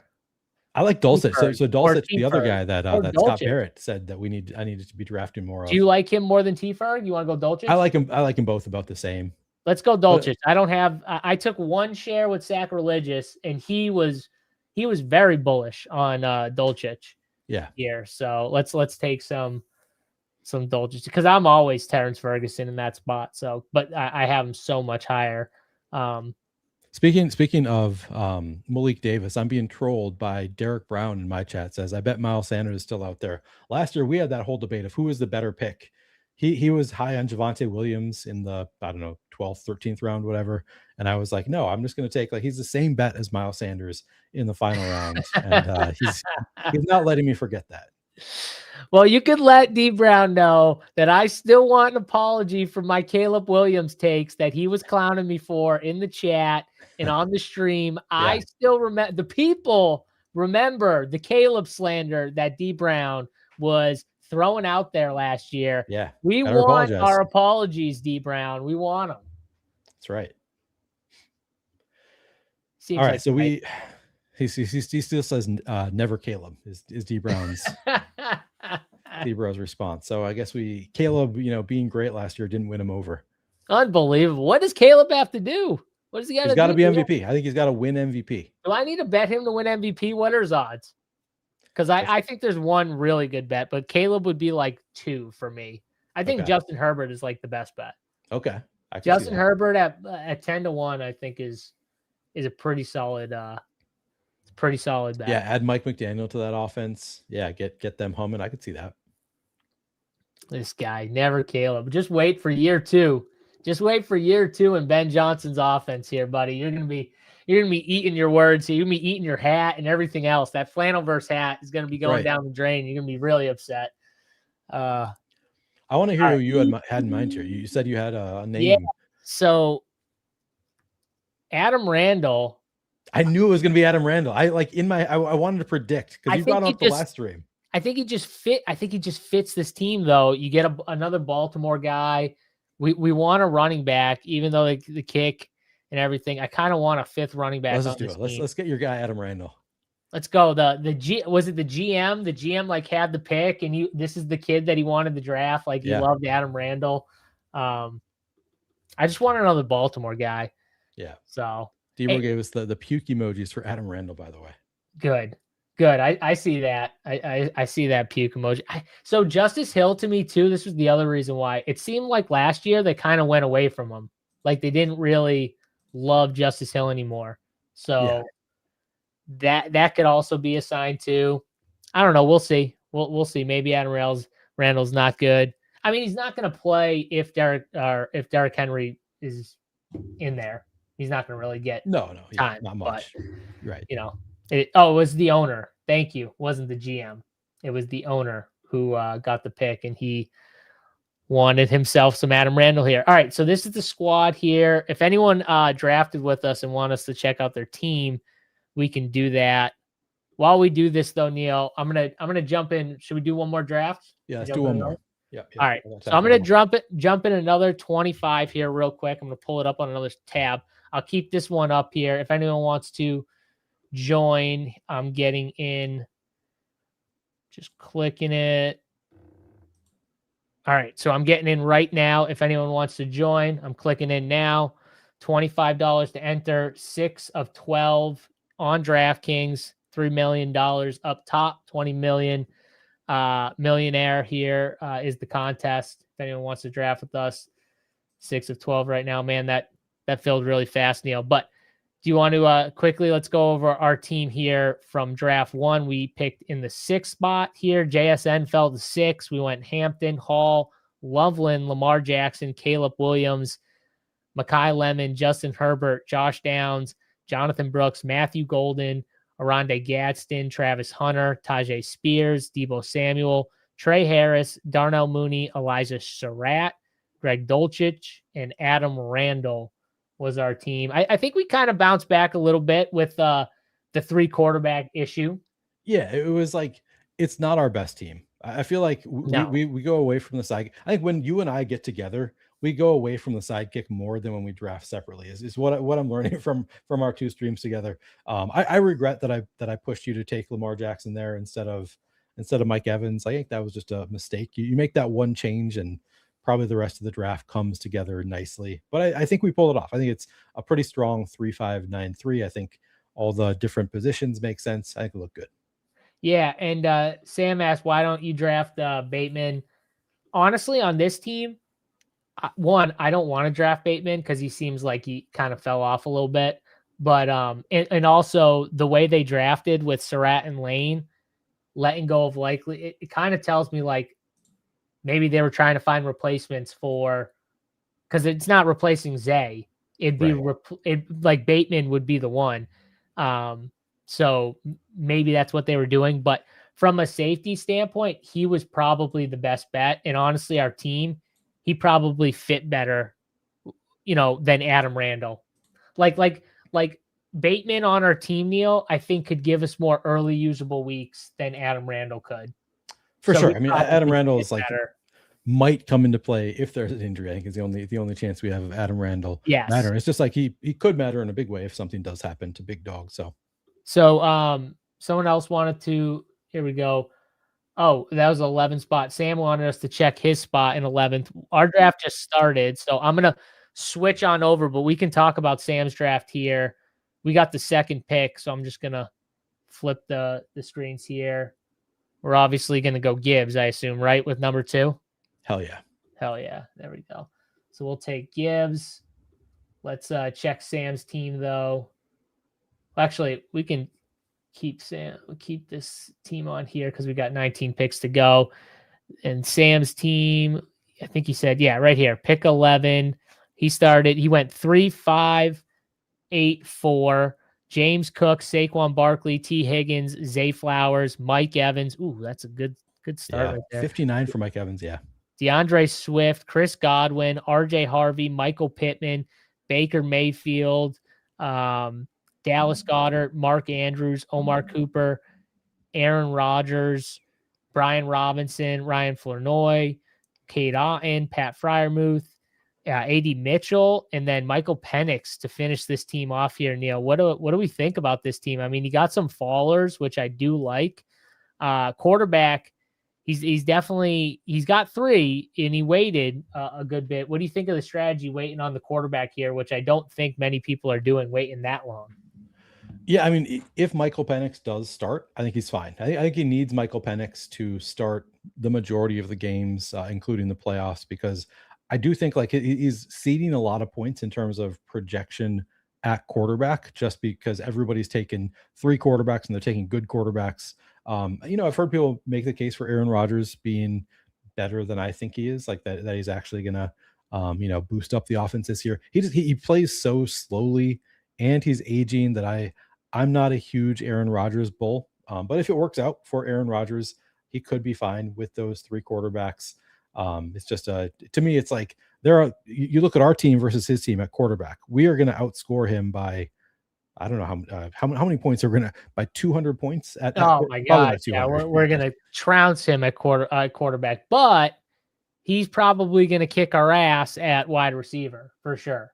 Yeah. Not 200, by the way, because that would be more than 10 points. Yeah, but we're gonna crush him at. But 100 for sure. Yeah.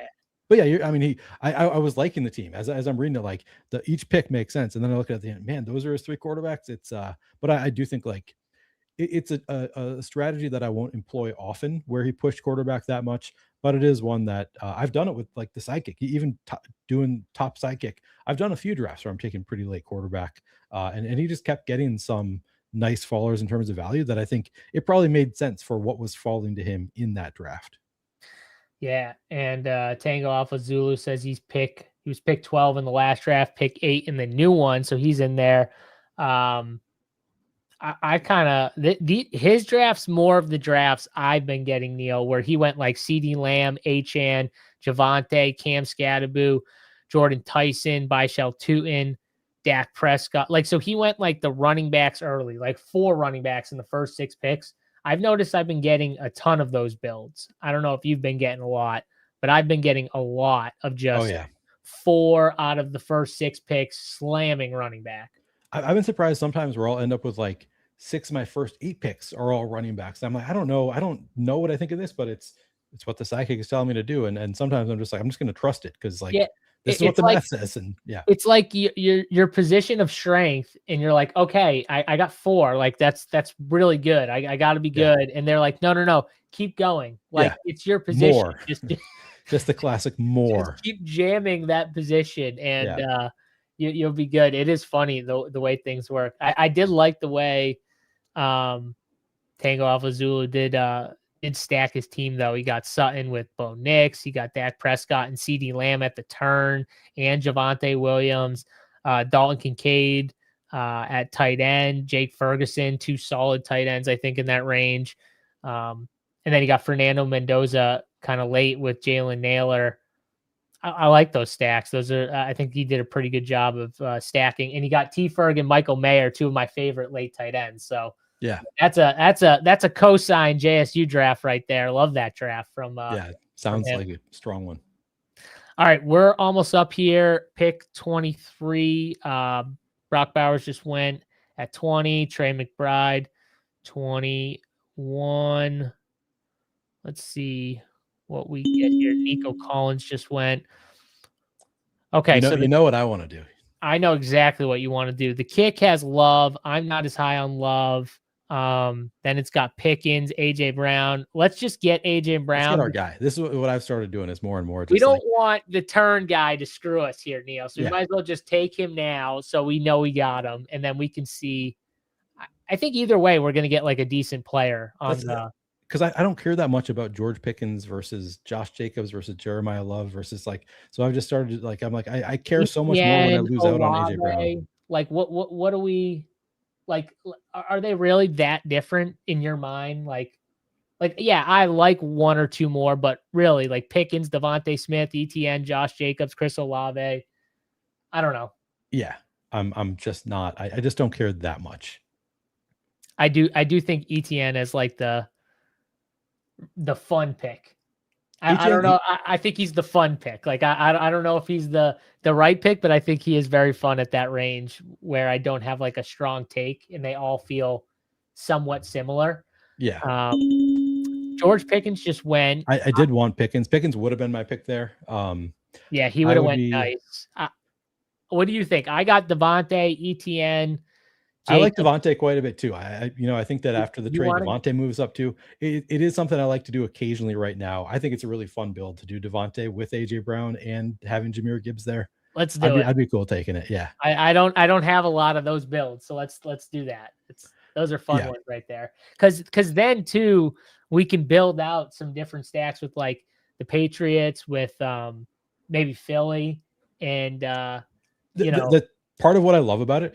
So if we can get one of the Bears at the next turn, either Colston Loveland or Luther Burden. Don't say if. Say when. Say when we get one. Falls, then the following turn, we're just waiting on one of those 3 quarterbacks to fall. It's Drake May, or it's Jalen Hurts, or it's Caleb Williams. One of them probably falls. You got a fun little stack. You got a fun little team. So I haven't done that one that much because oftentimes by that turn, both Luther Burden and Colston Loveland are gone, but I have done it, and it's pretty fun to get that. Just who's going to fall to me at the next turn. Sam asked, Neil, what percentage AJ Brown do you have? Probably less than you would guess. I think I have my guess would be like 25%, which, it sounds like, well, you're such a big AJ Brown stan. Like you're like, he's like your biggest like stand right now is trying to get AJ Brown all the time. But that's like, I'm still not trying to take him ahead of where I think he's going to move. And I'm honestly not even that confident that AJ Brown is going to move up to where I think he should, which is like right with Drake London is about where I think he belongs. I think that he has, I think AJ Brown has like top 3-4 wide receiver upside this year. Like I think that he's like the upside is kind of atomic for AJ Brown. So I love him there, but I'm not convinced that he is going to move there. So I'm not moving up so high that I'm getting him in every draft. So I basically only get him if I'm drafting, in the top 5 or 6 picks typically, because he's usually not coming back later in the 3rd round. So like I'm if Brock Bowers on the board, I'm still taking Brock Bowers ahead of AJ Brown. I'm still actually taking Drake London ahead of AJ Brown, even though I'm not convinced that he's a better pick than AJ Brown, just because assuming that AJ Brown goes to the Patriots, I'm not convinced Drake London's better.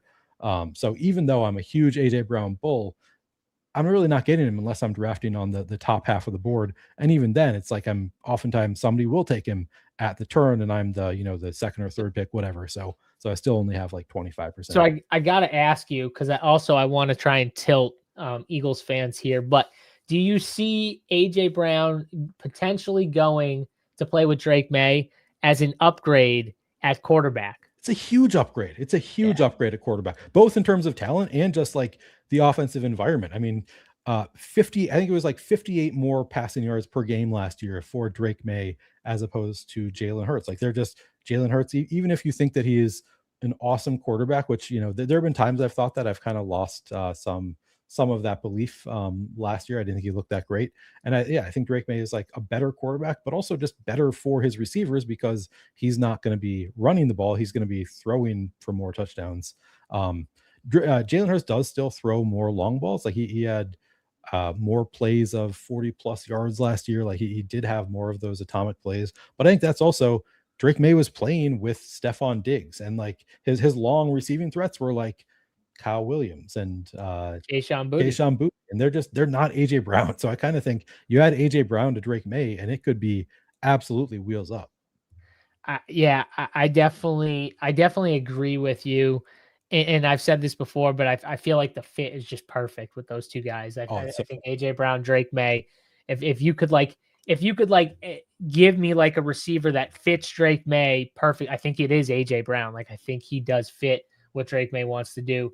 Exactly right. Sam asked me what rank I have Jeremiah Love in my rankings. I have him ranked 34th overall. Yeah. So I'm much lower than the field. Pretty low. Yeah. So you're probably not getting much at all. I'm not getting much at all. Yeah. I'm also low though I'm low on Arizona. Like I have Trey McBride 27th overall. I'm lower on McBride. Yeah, like I'll take Bowers ahead of AJ Brown. I actually don't take Trey McBride usually ahead of AJ Jacoby Brown. Brissett, I'm like completely out on. I've got him way low. I don't think he's going to be the quarterback for the playoff run. Anyways, we're up now here, Neil. ADP here: Jalen Waddle, Terry McLaurin, Bucky Irving, Lamar Jackson, Jalen Waddle, Mike Evans are at the top of the sidekick. What do you think here? A little Waddle action? Let's waddle it, yeah. Let's waddle it. I agree. Another guy that I hope Sean Payton doesn't fuck around here, but if Jalen Waddle is the alpha in Denver, I think that's going to be pretty valuable. So another guy that I think is a pretty good bet here. And it seemed like last year they were looking for an alpha. Like there were weeks when it was like, actually it's Troy Franklin, not Courtland Sutton, like for a while there. Cards probably have the best playoff schedule. They do have one of the best playoff schedules, but they also will probably have Carson Beck throwing the football to these guys by the time time they get there. So do with that info what you will. Mike Evans at the top, Neil. Are we going off the sidekick or are we going somewhere else? I'd be totally fine if you want to do Mike Evans. I also like Dave Montgomery or Terry McLaurin. Those are my three, whichever you like best. Which one do you want to go? We got a week 7. Let's go Montgomery. Let's go Montgomery. Okay. Just to get a running back in there. Oh, shoot. Whoa, I queued that up. Oh, no. You did. Whatever. Lamar, we got a great quarterback. It's all going to work out. Oh, no, that's sickening. I queued that up, too. I thought you did. I thought you did it in time. That's weird. That is so weird. That's never happened on DraftKings. That happened live on stream. Damn it. That's tough. Oh, that's brutal. Tube Socks wants to know what the quote is regarding Bucky Irving. Yeah, it's just that's all it is that he's coming back sometime in the summer or fall, which to me, so I apparently, and I think that I usually have a pretty good like handle on players, like not always, like I'm not like some people who know everything that's going on all the times, but I feel like I've got a pretty good like read on players in general. I didn't even realize that he was still hurt until 2 weeks ago. They brought up the surgery, and I was like, wait, what? Bucky's still hurt? He came back last year from his injury. I assumed that he was healthy at this point. I didn't realize he was having surgery again. So it caught me off guard, the suggestion that he might not be ready until sometime in the fall. Apparently it did not catch everybody off guard, though. It did not catch Leg Up. It did catch, if you look on Twitter, a lot of fantasy football people who I consider to be very tapped in were caught off guard by this. So I don't think that I'm totally like, oh, what are you thinking, Neil, to have not known, but apparently there were those who had an inkling. Yeah, habits take 30 days to break. JSU star method can be a curse. Yeah, it's a curse. I think it's a curse, Neil. I think we got cursed with Lamar last, and it's like, nope, you got to sit there and you got to take it one more draft. You got to draft Lamar again. It's all right. Lamar is a great fantasy quarterback on this team right now. You know what we have?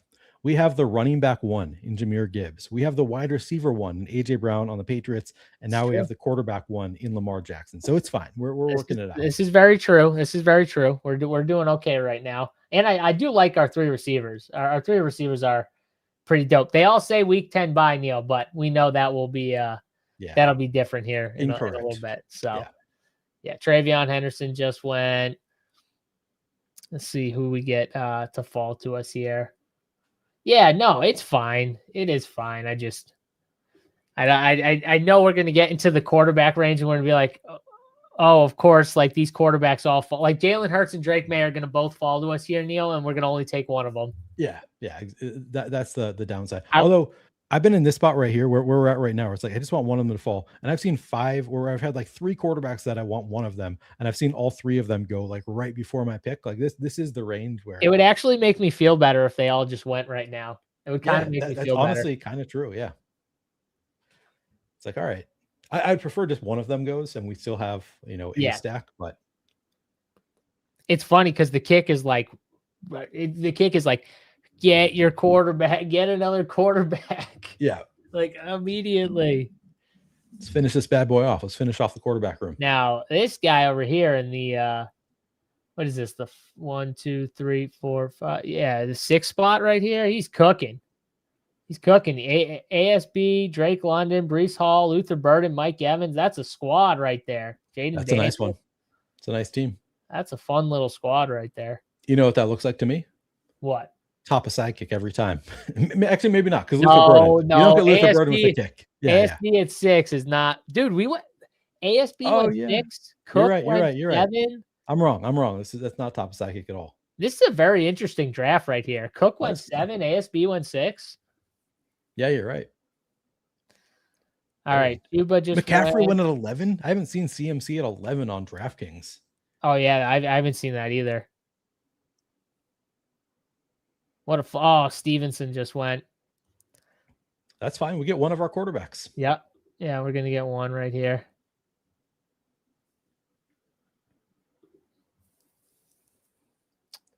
All right, Sam. Don't do it to us, Sam. Be very rude. You don't like Patriots anyways. You're not a New England fan, Sam. No way. Yeah, there we go. Drake May it is.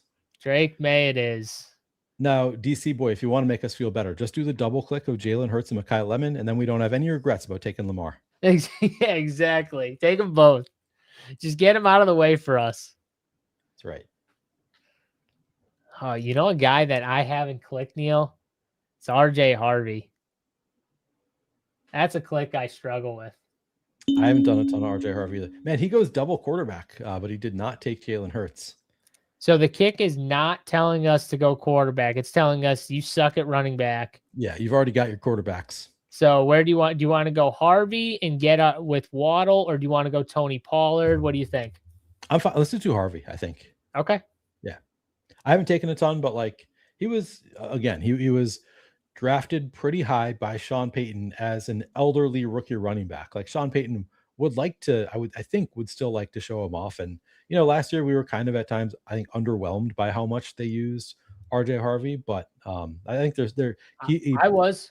yeah, I had a ton of RJ me Harvey too. bags, and I was very, very worried until J.K. Dobbins went down, because he was looking like one of the worst picks until J.K. Dobbins got hurt.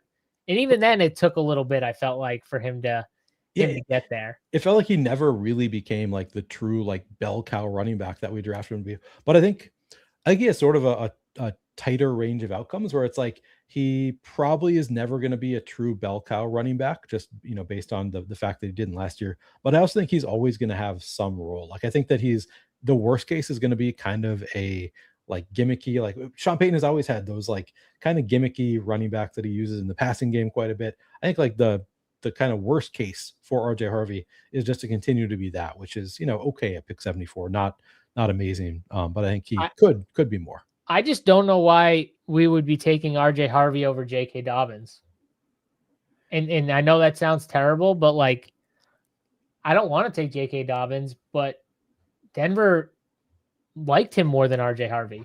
They used him more. Like in all the most valuable spots, they used him over Harvey. How many games on average does J.K. Dobbins play in a season, though? Well, that's the kicker. I think that's why there's a 30 pick difference between where J.K. goes and where RJ goes, right? Yeah, I think that is. Yeah, it is a backfield we could just go two of too. We could just take Coleman with him, or we could take Dobbins. I don't think that's terrible. That is true. We definitely could, double up on the Denver running backs, especially with, was it Jonah Coleman is, getting the bad pub for playing video games for 7 hours on the stream. Yeah, he's playing. I saw some people on Twitter like, learn the fucking playbook, bro. That's so funny to be upset about in May of all things. Like, yeah. Yeah. Why does Pollard get so much hate? He was good last year. Offense should improve. I think the reason, I don't know if people like hate Tony Pollard. I think it's more just like he can't keep doing it, right? Like, I know he's not old, Neil, but he feels old in like running back. How old is Tony Pollard? What is he, 30? I'm going to guess 29. How old is Tony Pollard? I feel like he was 29 last year. Let's see. Oh, Neil's right. 29 on the dot right there. Maybe he'll be 30 before the season. I don't know. April 30th was his birthday. Oh, Neil. okay. So you were on point, man. You are on point right there. Nice. Yeah, no, I don't think it has anything to do with Tony Pollard, actually. Maybe the offense a little too. People just don't like the offense. I don't know. Yeah, I like Tony Pollard, so I can't answer people that don't like Tony Pollard. I think it's there is actually, I think like people get fatigued, like just the clicking the name fatigue. They get bored with clicking the same name all the time. I think Tony Pollard's just like he's been in this range, like he's fine, Yeah. He's been fine. I'd rather like take a shot on a guy who we haven't seen it from yet, but like change the situation, I could get something different. It's similar to like Saquon Barkley. It's just a boring click. Derrick Henry, Yes. like they keep crushing, but like it's so boring to click that again. I don't want to, so they click a different name instead. Okay, so we go 3 quarterback. Bo Nix, he gonna be top? Oh no, Brock. I would do Bo Nix over Brock Purdy because of the. Although I'm trying to think why the sidekick recommends it. That is interesting. There's no buy overlap for either of them. Do you want to go Bo Nix? Who's third on the kick? Oh, it's all quarterbacks. This is crazy. I would go Bo Nix. Yeah. All right, let's go Bo Nix. Let's see what DC Boyd. That was interesting. That was super interesting. Yeah. Huh? I was already had my heart set on Bo Nix, so I wasn't anticipating that. Yeah, that kind of threw me off a little bit. Me too. Let's see where he goes here. Kyle Pitts at the top. He goes Jordan Addison, maybe Kyler. Is this a? He already has 2 quarterbacks, so maybe not. Never trust anything Peyton says. Ingram did 0. Yeah, never. That's one of the other reasons why I'm not in love with drafting Denver guys, but Sean Payton is just absolutely evil. Yeah, Sean Payton. Okay, auto drafter, Jacoby Myers. Okay, Neil. For me, it's between Kyle Pitts and Blake Corum. It's kind of like, what do we? If we want running back, I think Blake Corum's definitely the pick. I'm a fan of him. Or we could go Kyle Pitts if we think tight end is the. I think we go tight end here because there Okay. are so many running backs that I like in this range. Like I think we're going to get 2 running backs to the next turn. They're going to be great. Okay, so let's do Kyle Pitts then. Cool with that. Yeah, Dr. One, the professor says, yeah, his Joker, the joke was on us. Exactly. Just like he was not the Joker at all, it turns out. Yeah, joke was on us for sure. We definitely got that one. It is funny though. Look at who's up there right away. J.K. Dobbins is number 1 there. Double up, just double up. Yeah. Kick doesn't mind double. I don't think he'll make it back to us, but no, he's not going to make it back. We'll see. We'll see what happens here. So we started off another team where we've got 3 quarterbacks here, 3, 2, 3, 1 here. What do you think so far, Neil? You think we're doing all right so far? I think it's a second draft in a row where I have one regret, and that one regret is Lamar Jackson. Like, I mean, and obviously this time it was an accident. Last time it was intentional. But that, yeah, I do think like that's the one thing. It's like, damn, if we could have just like gotten the, and I'm not blaming you. I want to be clear. I thought I saw you cue no, so I don't know what blame happened. me. That was my fault. It was also I gave it to you last second. I made the choice at the last second. Yeah, that was. I thought you queued him up. And that was my fault. happened. I did hit the Q button. I know. I saw David Montgomery pop in there for a second. I thought I did too. So I don't know what happened there. Yeah. Yeah. Well, it's my fault though. Definitely blame me for it. Tube Sock says Blake Corum is an ultimate free roll pick. Some standalone value to boot. I agree. I agree. I think he's an extremely good pick, and I think he has the path to a top 5 running back spot if Kyron Williams somehow went down. Yeah. Like he has that ultimate, this like Sean Payton running back. Sean McVay running back with the Rams in that offense. Like he would smash if Kyron went down and he was just RB1. Oh yeah. Yeah, he would. So, yeah, but I agree. He's got a little standalone value too. There's got to be some regression in those short yardage touchdowns Matthew Stafford was getting last year. It's got to be a little bit. If anything happens to Devontae Adams, the running backs also benefit. Like that's another, like, because they use him essentially as the goal line, the number 1 threat at the goal line is Devontae Adams. If anything happens to him, then the running backs benefit. Or if they just decide, we're not going to just continue throwing it every time, let's just run it into the end zone. Like there are a lot of ways for both running backs to become even more valuable than they were last year. Definitely. I agree with you 100%.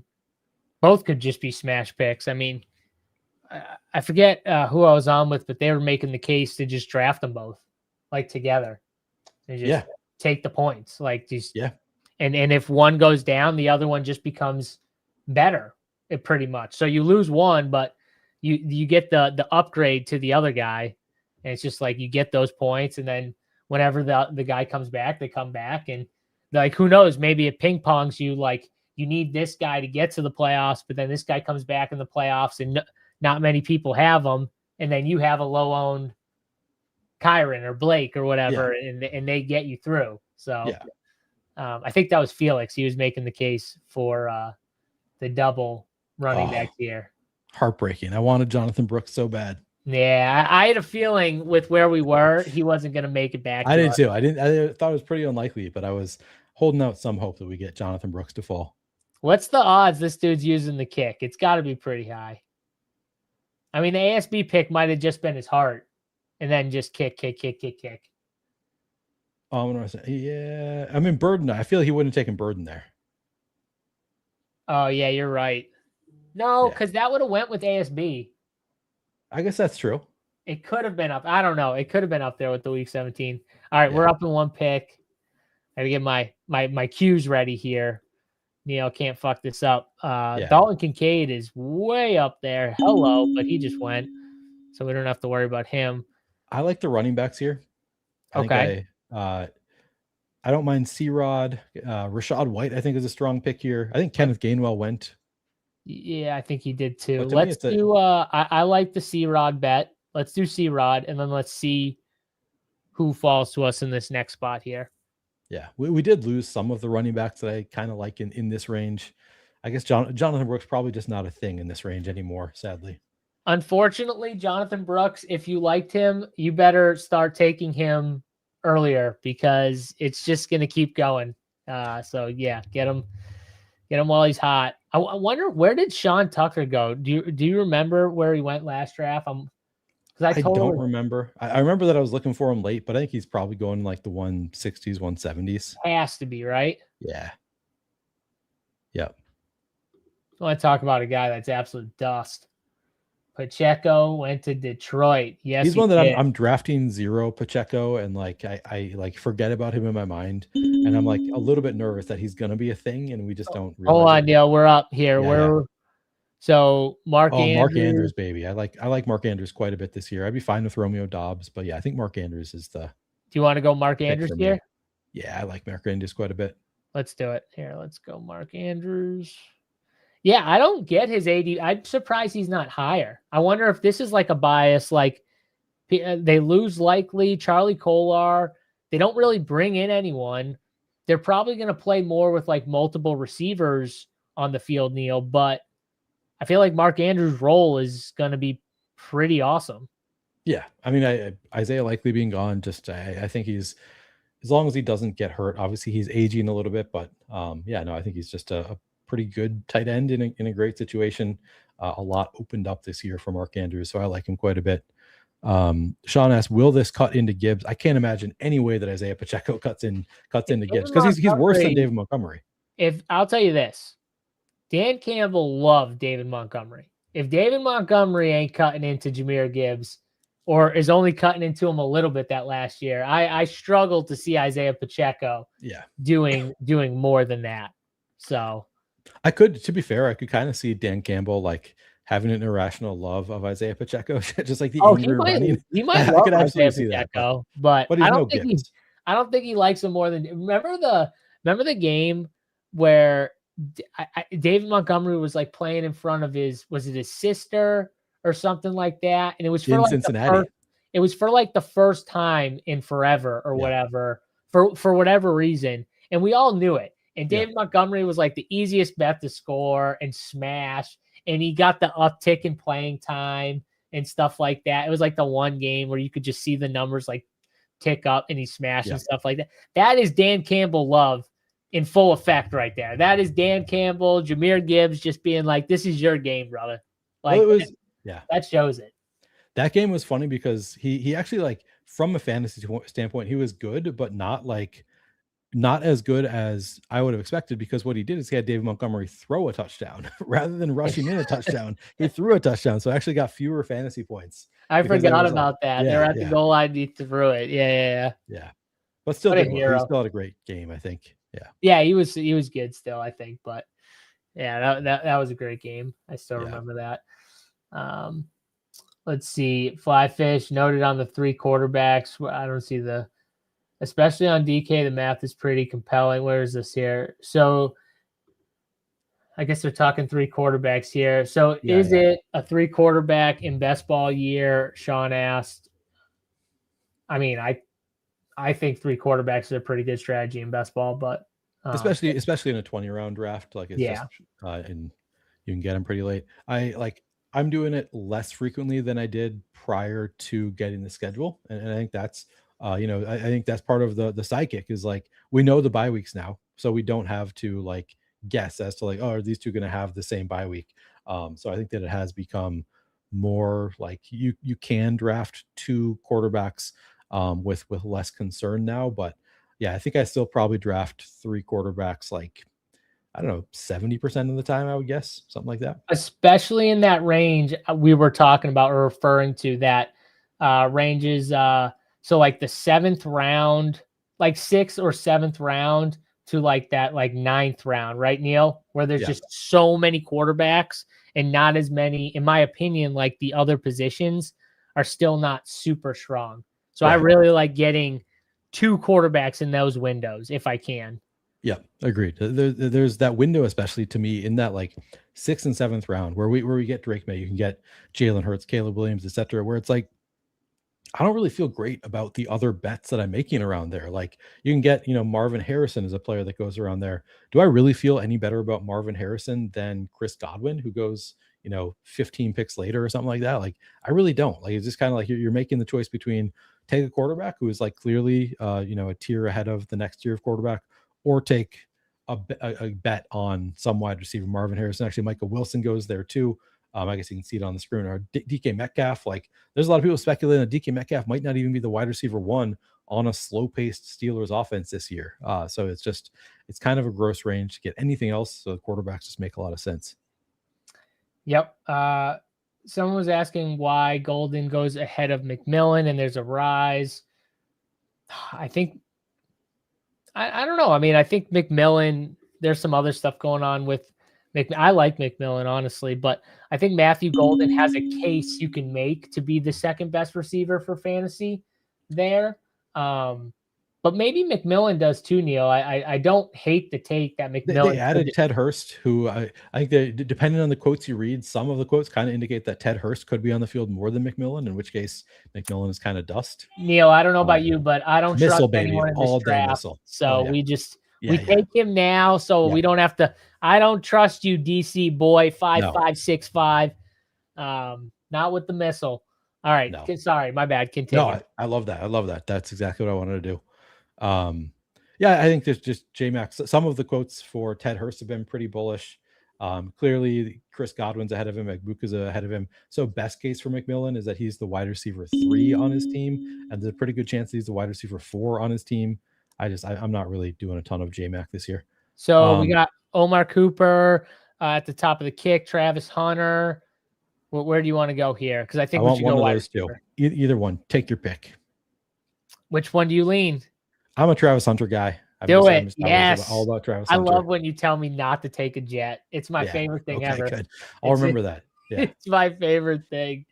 Yeah. I mean, Travis you guys got me. You said I have to follow the Matic rule, the Keaton missile nice. rule of thumb. So I've adopted it. Yes. Yeah. Yeah, Tube Socks kind of laid it out there. Hurst, Godwin, and Buka all ahead of him. Possibly Gainwell could be, lining up a wide receiver some. And Christian Watson, like he said, that's true. He's not the healthiest. Jayden Reed, same thing. Yeah. What's crazy though is like McMillan could be better than everyone besides Ibuka. Like there's a world where he's better than Godwin, who's just shot from all the injuries and stuff like that. Like he has more upside than someone like Godwin. And who knows? Ted Hurst, they're saying a lot of good things about how he can be the X guy and he fits the role that maybe none of these other guys do. But I don't know. Like Baker's got way more familiarity with Jalen McMillan, who's played in this, with him for a couple years now. Yeah, he lost a lot of last year, but I think it wouldn't be crazy to make the case that McMillan was the second best receiver on that team. I really like Ted Hurst. I'm a fan of Ted Hurst. I'm drafting a ton of Ted Hurst, but I'm also drafting a lot of McMillan because I don't think it's slam dunk that, McMillan is just the third or fourth best receiver on that team.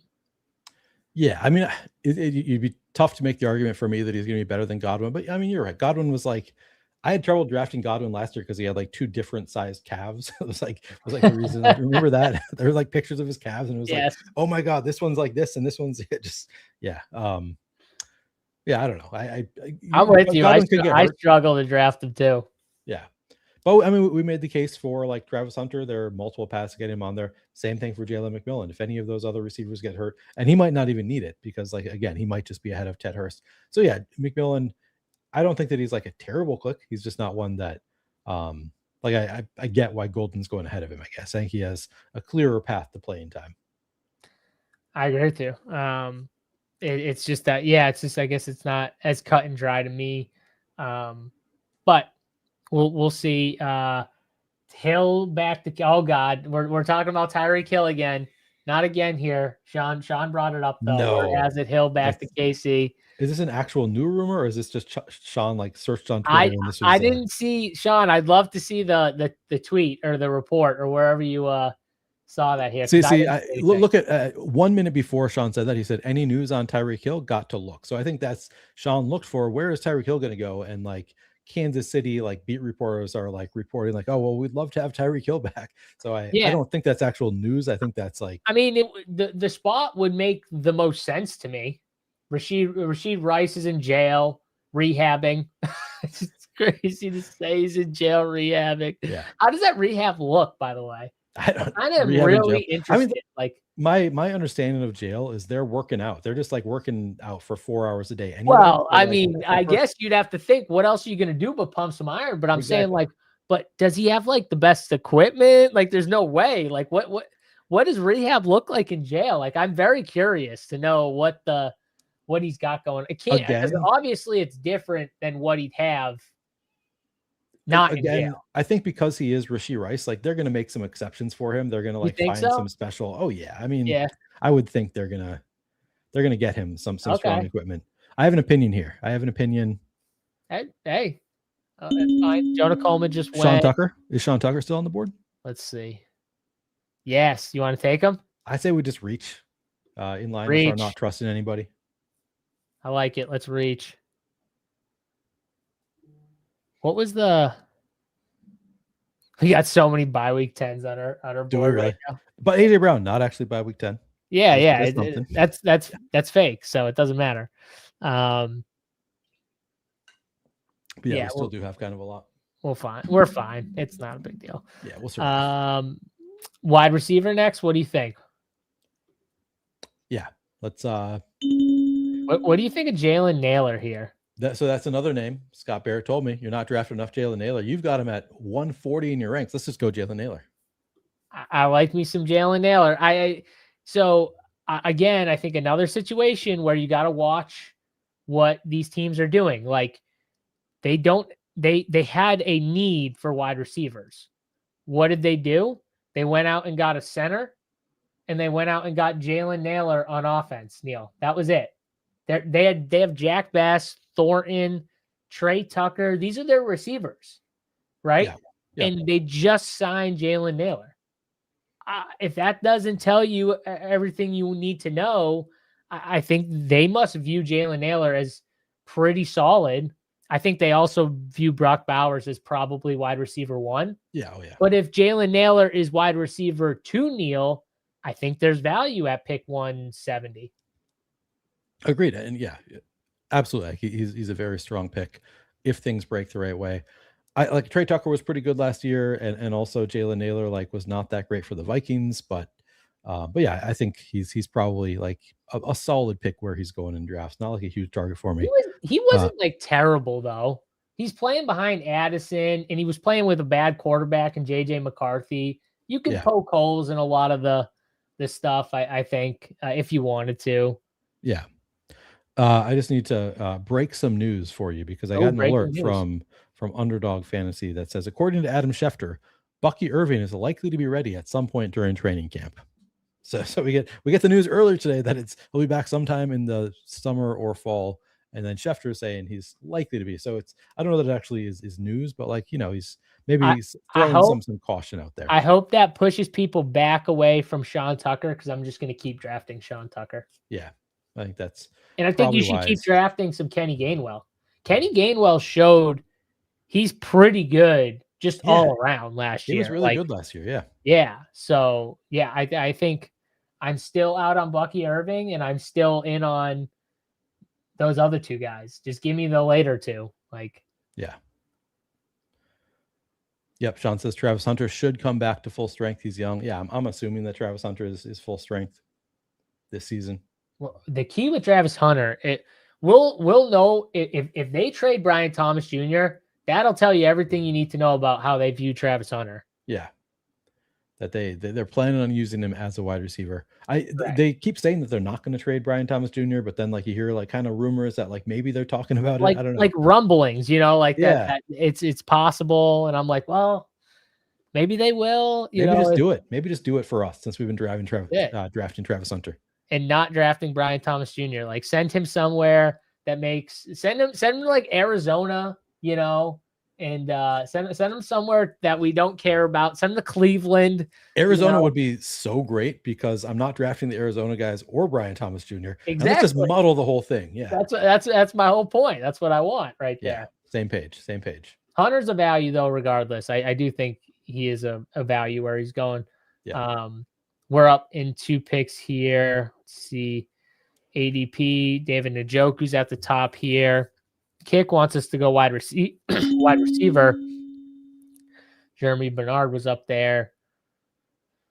Oh boy, Trey Harris is back in our lives here, Neil. We've got Calvin Ridley at the top of the kick. We are rocking a 3-5-5-2 right now. What do you want to do?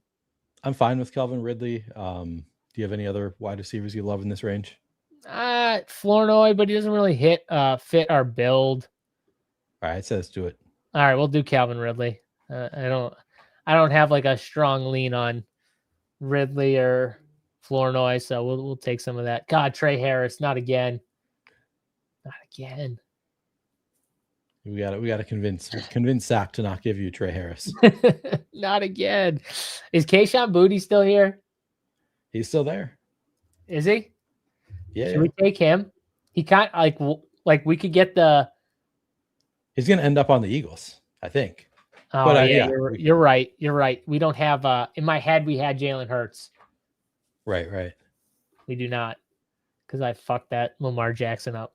God, should we just take another Trey Harris share? Any other wide receivers you like? Tank Dell. I don't mind in this spot. I have some Tank Dell. I don't really love running backs. We got Tank Dell. Darnell Mooney. I don't mind Darnell Mooney either. We can do that again. You want to go Darnell Mooney? Sure. Screw it. Scott Bear was telling you we need to draft some Darnell Mooney. Yeah. Darnell Mooney. We're drafting Scott's guys. Yeah. Tolbert is interesting. Possible wide receiver one on a team playing catch up all year. Oh, Jalen Tolbert. I don't know. My Miami wide receiver is going to be very interesting. Whoever wins that battle of being like good, because the rest are going to like suck. I'm trying to think of. I feel like there have been some examples of teams. Maybe open this up to chat. Who are teams where you didn't want any wide receivers? Like if you were picking them at pick 190 or later, are there any teams that have literally not produced a single wide receiver that you would want in that range? I'm trying to think. I'm trying to like, are there any of those teams where it's like one of the, like in my mind, one of these guys has got to pan out, right? For like this late in the draft, one of them has to pan out. But I'm trying to think if that actually is the case. Like maybe there have been teams where nobody has panned out. I mean, there's got to be, right? Chat will know. Chat will think of some. Honestly, though, there's got to be a winner, right?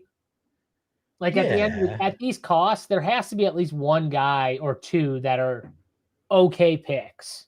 The problem is knowing who those are, and there's so many right now.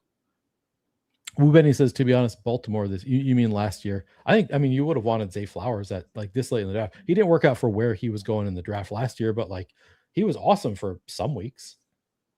Yeah, he had some big weeks. I think he'll have some big weeks too this year. Hey, now Mooney was on the Best Ball Mania winning roster. Hey, there's something. He's a winner. That's all I heard. Winner and Mooney. Yeah. But Woo Benny, I guess the point that I'm making is you can get all of the Miami guys late. So like my assumption is you can pick anyone you want. Yeah. Chris Bell. Like for me, if Chris Bell didn't have the injury thing, it would be him for sure. Really? I don't have that strong of a take on Chris Bell, I guess. So. Yeah, it would be him for sure. I'm pretty sure like he would have been one of those guys that would have snuck into the first round as a receiver if he wasn't hurt. Like I think a team would have viewed him that good. Yeah. Like one team would have fell in love with him enough to jump up and grab him. Okay. But he's hurt and he's coming off of a serious injury. So kind of hurts the discussion point here. Yeah. Just like I think somebody has to pan out. Somebody needs to pan out. Pat Bryant is so good, but Jalen Waddle has to destroy Pat Bryant, right? Yeah. Well, yeah. I mean, they got Troy Franklin, they got Cortland Sutton. It's just like at this point, Pat Bryant could be the wide receiver 4 on the team. On our team, though, he does fit. He fits our team. Yeah. I don't. I think I'd that's be what fine he's taking him. meaning, right? I think Yeah. that's what he's meaning too, I by the think so way. too. But Yeah. I agree. He definitely does fit the roster construction here. So we've got a 3-5-7-2 going here. 3 spots left, Neil. Where do we want to go with this pick here? Trey Harris at the top of the kick. I don't think I would. All right, let's. I'm kind of trying to speak slowly so that they can make their pick before I say a name here. You like Tommy Tremble? Damn, Neil, that's crazy. Yeah, Tommy Tremble all day. I would just go Fryermuth to the first one, and then we can figure out who we want at wide receiver, because I think there's 5 or 6 names that I like quite a bit. Okay, you want to just get Tremble now? I'm fine with that. It looks like a lot of the tight ends have Fryermuth, yeah. gotten eaten up here, so let's just get one. And then, I mean, we could take Trey Harris again. We could take one of the Baltimore. Oh, Jacoby Lane now. That's Jacoby interesting. Lane jumped up. Jacoby Lane. I don't hate that. Trey Harris, I think, is still a fine pick. Let's do a little Lane action. All right, let's get the what's other funny Baltimore is, guy. What's funny is, and I don't profess to be a huge college football guy because I don't watch a ton of college football, but just watching some of the tape on Lane and Surratt, not knowing a ton about them, and just watching it, like Lane to me looked like the more talented overall player. Interesting. Just yeah. Surratt looked a little more like refined, like probably like a safer bet, but I think Lane might have more overall upside. Okay. I haven't seen either of them play, so I have no opinion. So my point is, like, I think it makes sense that the sidekick is like, hey, this draft Surratt, this draft Lane, like, playing around with those guys. I think, and I know this for a fact because I talked to Sack and he was like, yeah, like it's gonna give you some of both the guys. It's kind of saying like, we're not sure 100%, but we know like it's a pretty good bet that like one of them is probably good. Right. And it makes sense to me because like I do think they play a lot more of multiple wide receiver sets as opposed to like the 2 tight end stuff and everything with those guys leaving. So we're going to have more wide receivers on the field. Even if you think Bateman and Zay are the 2 locks, right. I think one of those rookies is the third. So, and we don't know that Bateman is a lock. We don't. Yeah, we don't. And he could be a lock in the beginning and then lose it late too. So true. Good reminder from Sean Preston. Please do like the video and subscribe to the channel if you are not already subscribed. TubeSock says Tez Walker dust now. I mean, I think he is duster than dust. I don't know that he's ever been a thing. I guess he scored some touchdowns last year, Tez Walker, but I think he's probably dust. Yeah, he's definitely dust, I think. Yeah, I mean, they just drafted 2 new rookie wide receivers. I don't know. I guess he showed enough last year that he could still be something. I don't really want to state an opinion when I don't have a strong take on Tez Walker, like whether he could be something, but never really panned out last year, even with Rashad Bateman, like kind of being nothing, fading to nothing. So I'm not super bullish on Tez Walker. Yeah, I'm not either, but I don't have like a strong take on him or those guys in general. So I don't want it to sound like I have like a strong take either way. Yeah. With those guys here, but man, the kick wants us to take like a tight end 4. That's the goal of the kick. Maybe is Raritan actually the tight end 3 there? I guess I don't know how the tight end situation is shaking up behind him. It sounded like he could be. So that would be our 4th tight end. Oh, Pat Bryant just went too. Okay. I thought we'd take Fryermuth and they'd be like, okay, you're set at tight end. You can focus on wide receiver or something. Me too. Should we go at 9th receiver? What do you think? We could. I'd be fine taking a tight end, or if you want to go, we could go Surratt. We could go Troy Franklin would be fine. I don't know. I don't have a lot of confidence. Should we go Surratt and Lane? We could, or Caleb Douglas. If you want to make a Miami bet, I'd be fine with that. Yeah, I'd be fine going Surratt and Lane. Just like hope one of them Surratt's becomes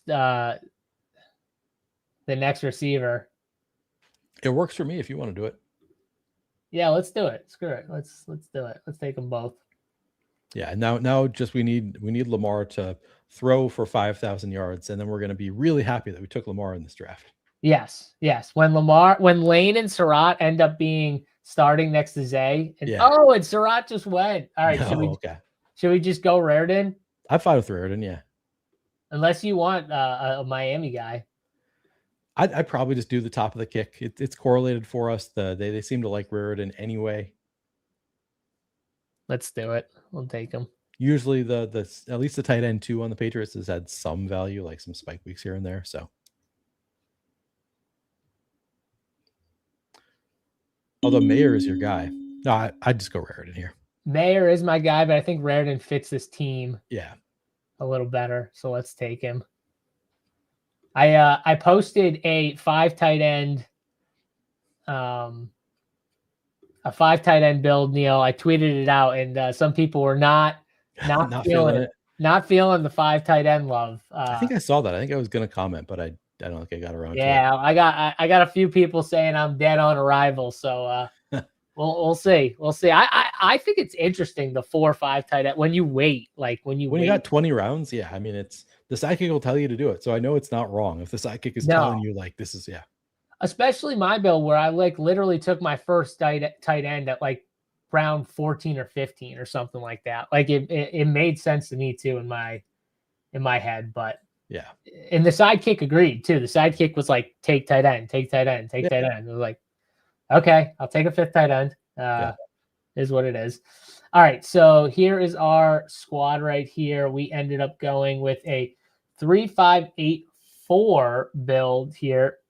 Jahmyr Gibbs at the 2 spot here. A.J. Brown, Devontae Smith, Jalen Waddle, Lamar Jackson, Drake May, R.J. Harvey, Bo Nix, Kyle Pitts, Chris Rodriguez, Mark Andrews, Keaton Missile, Travis Hunter, Sean Tucker, Jalen Naylor, Calvin Ridley, Darnell Mooney, Pat Freiermuth, Jacoby Lane, and Eli Raritan to finish it out.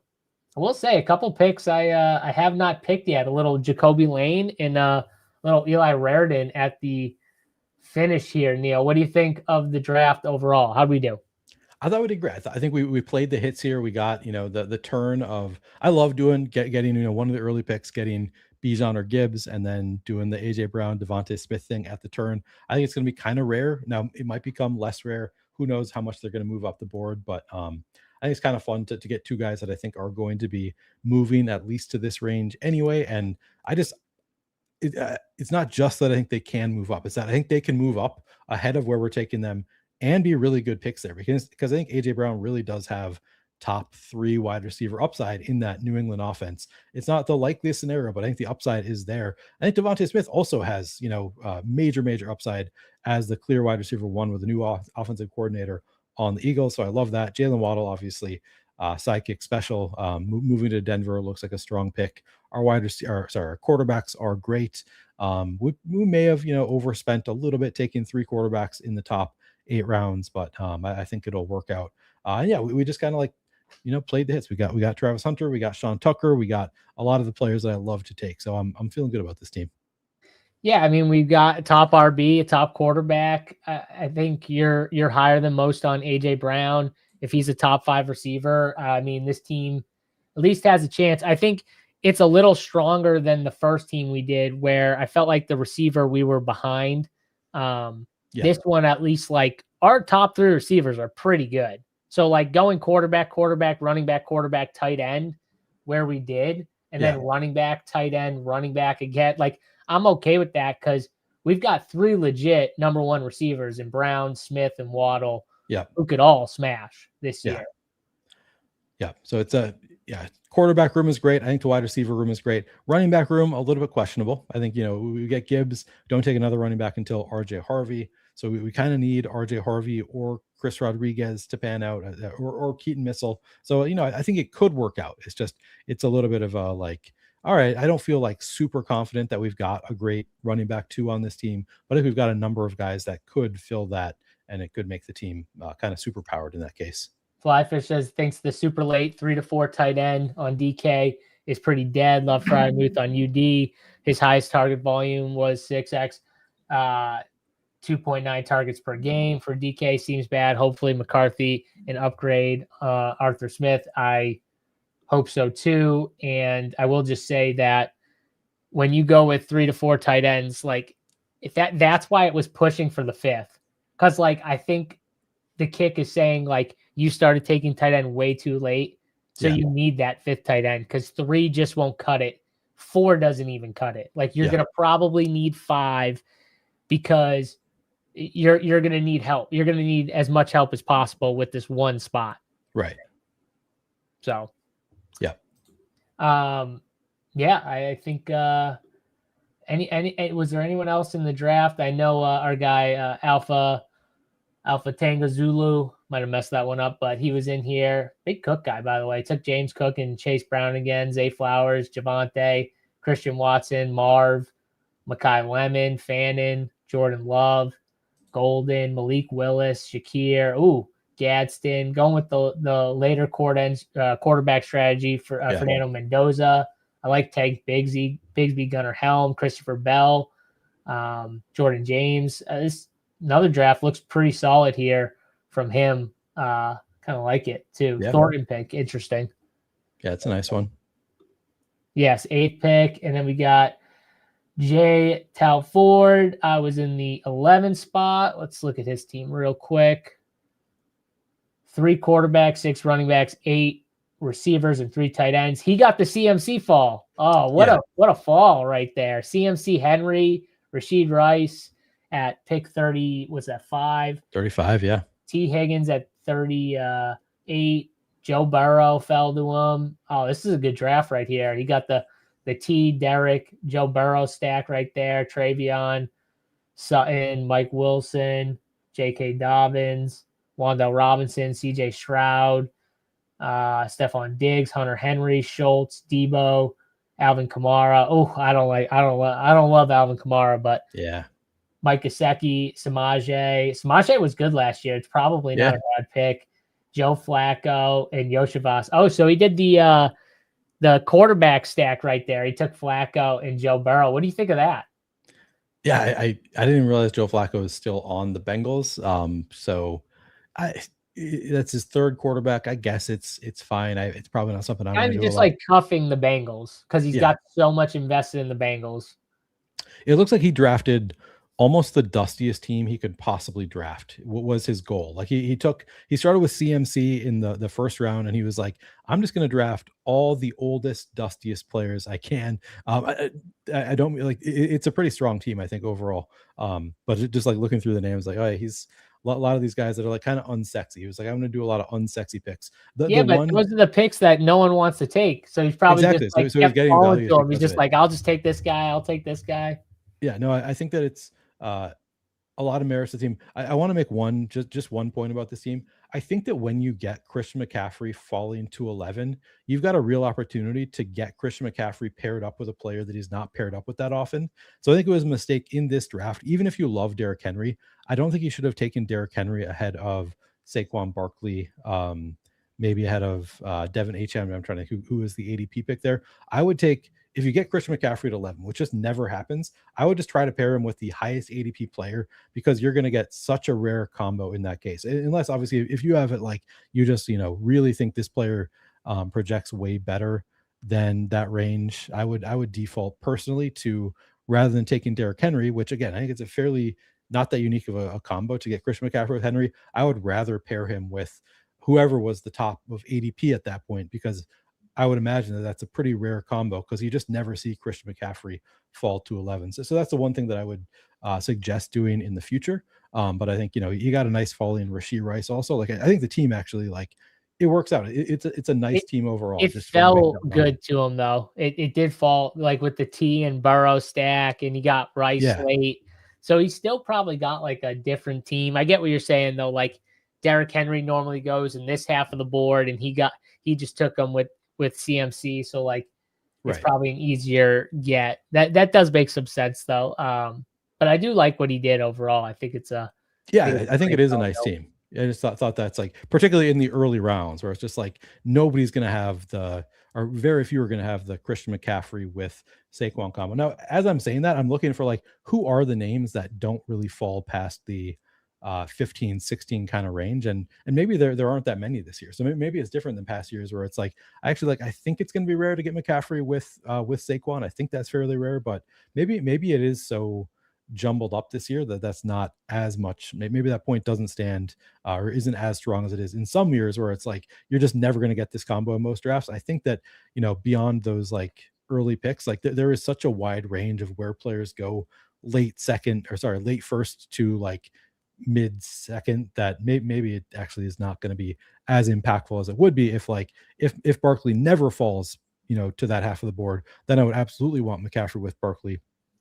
But this year, I guess maybe that's not the case as much as most years it is, where it's this year it's not like as clear of a pecking order. Yeah, I think the second round, these guys all get kind of thrown around in different orders. I think there's not like it's not like the first round where there's like a consensus, like those top 5 picks. I feel like it's very like 1, 2, 3, 4, 5. Most drafts you're seeing the same, order for the most part. Yeah. In the second draft, I don't feel like there's like an order.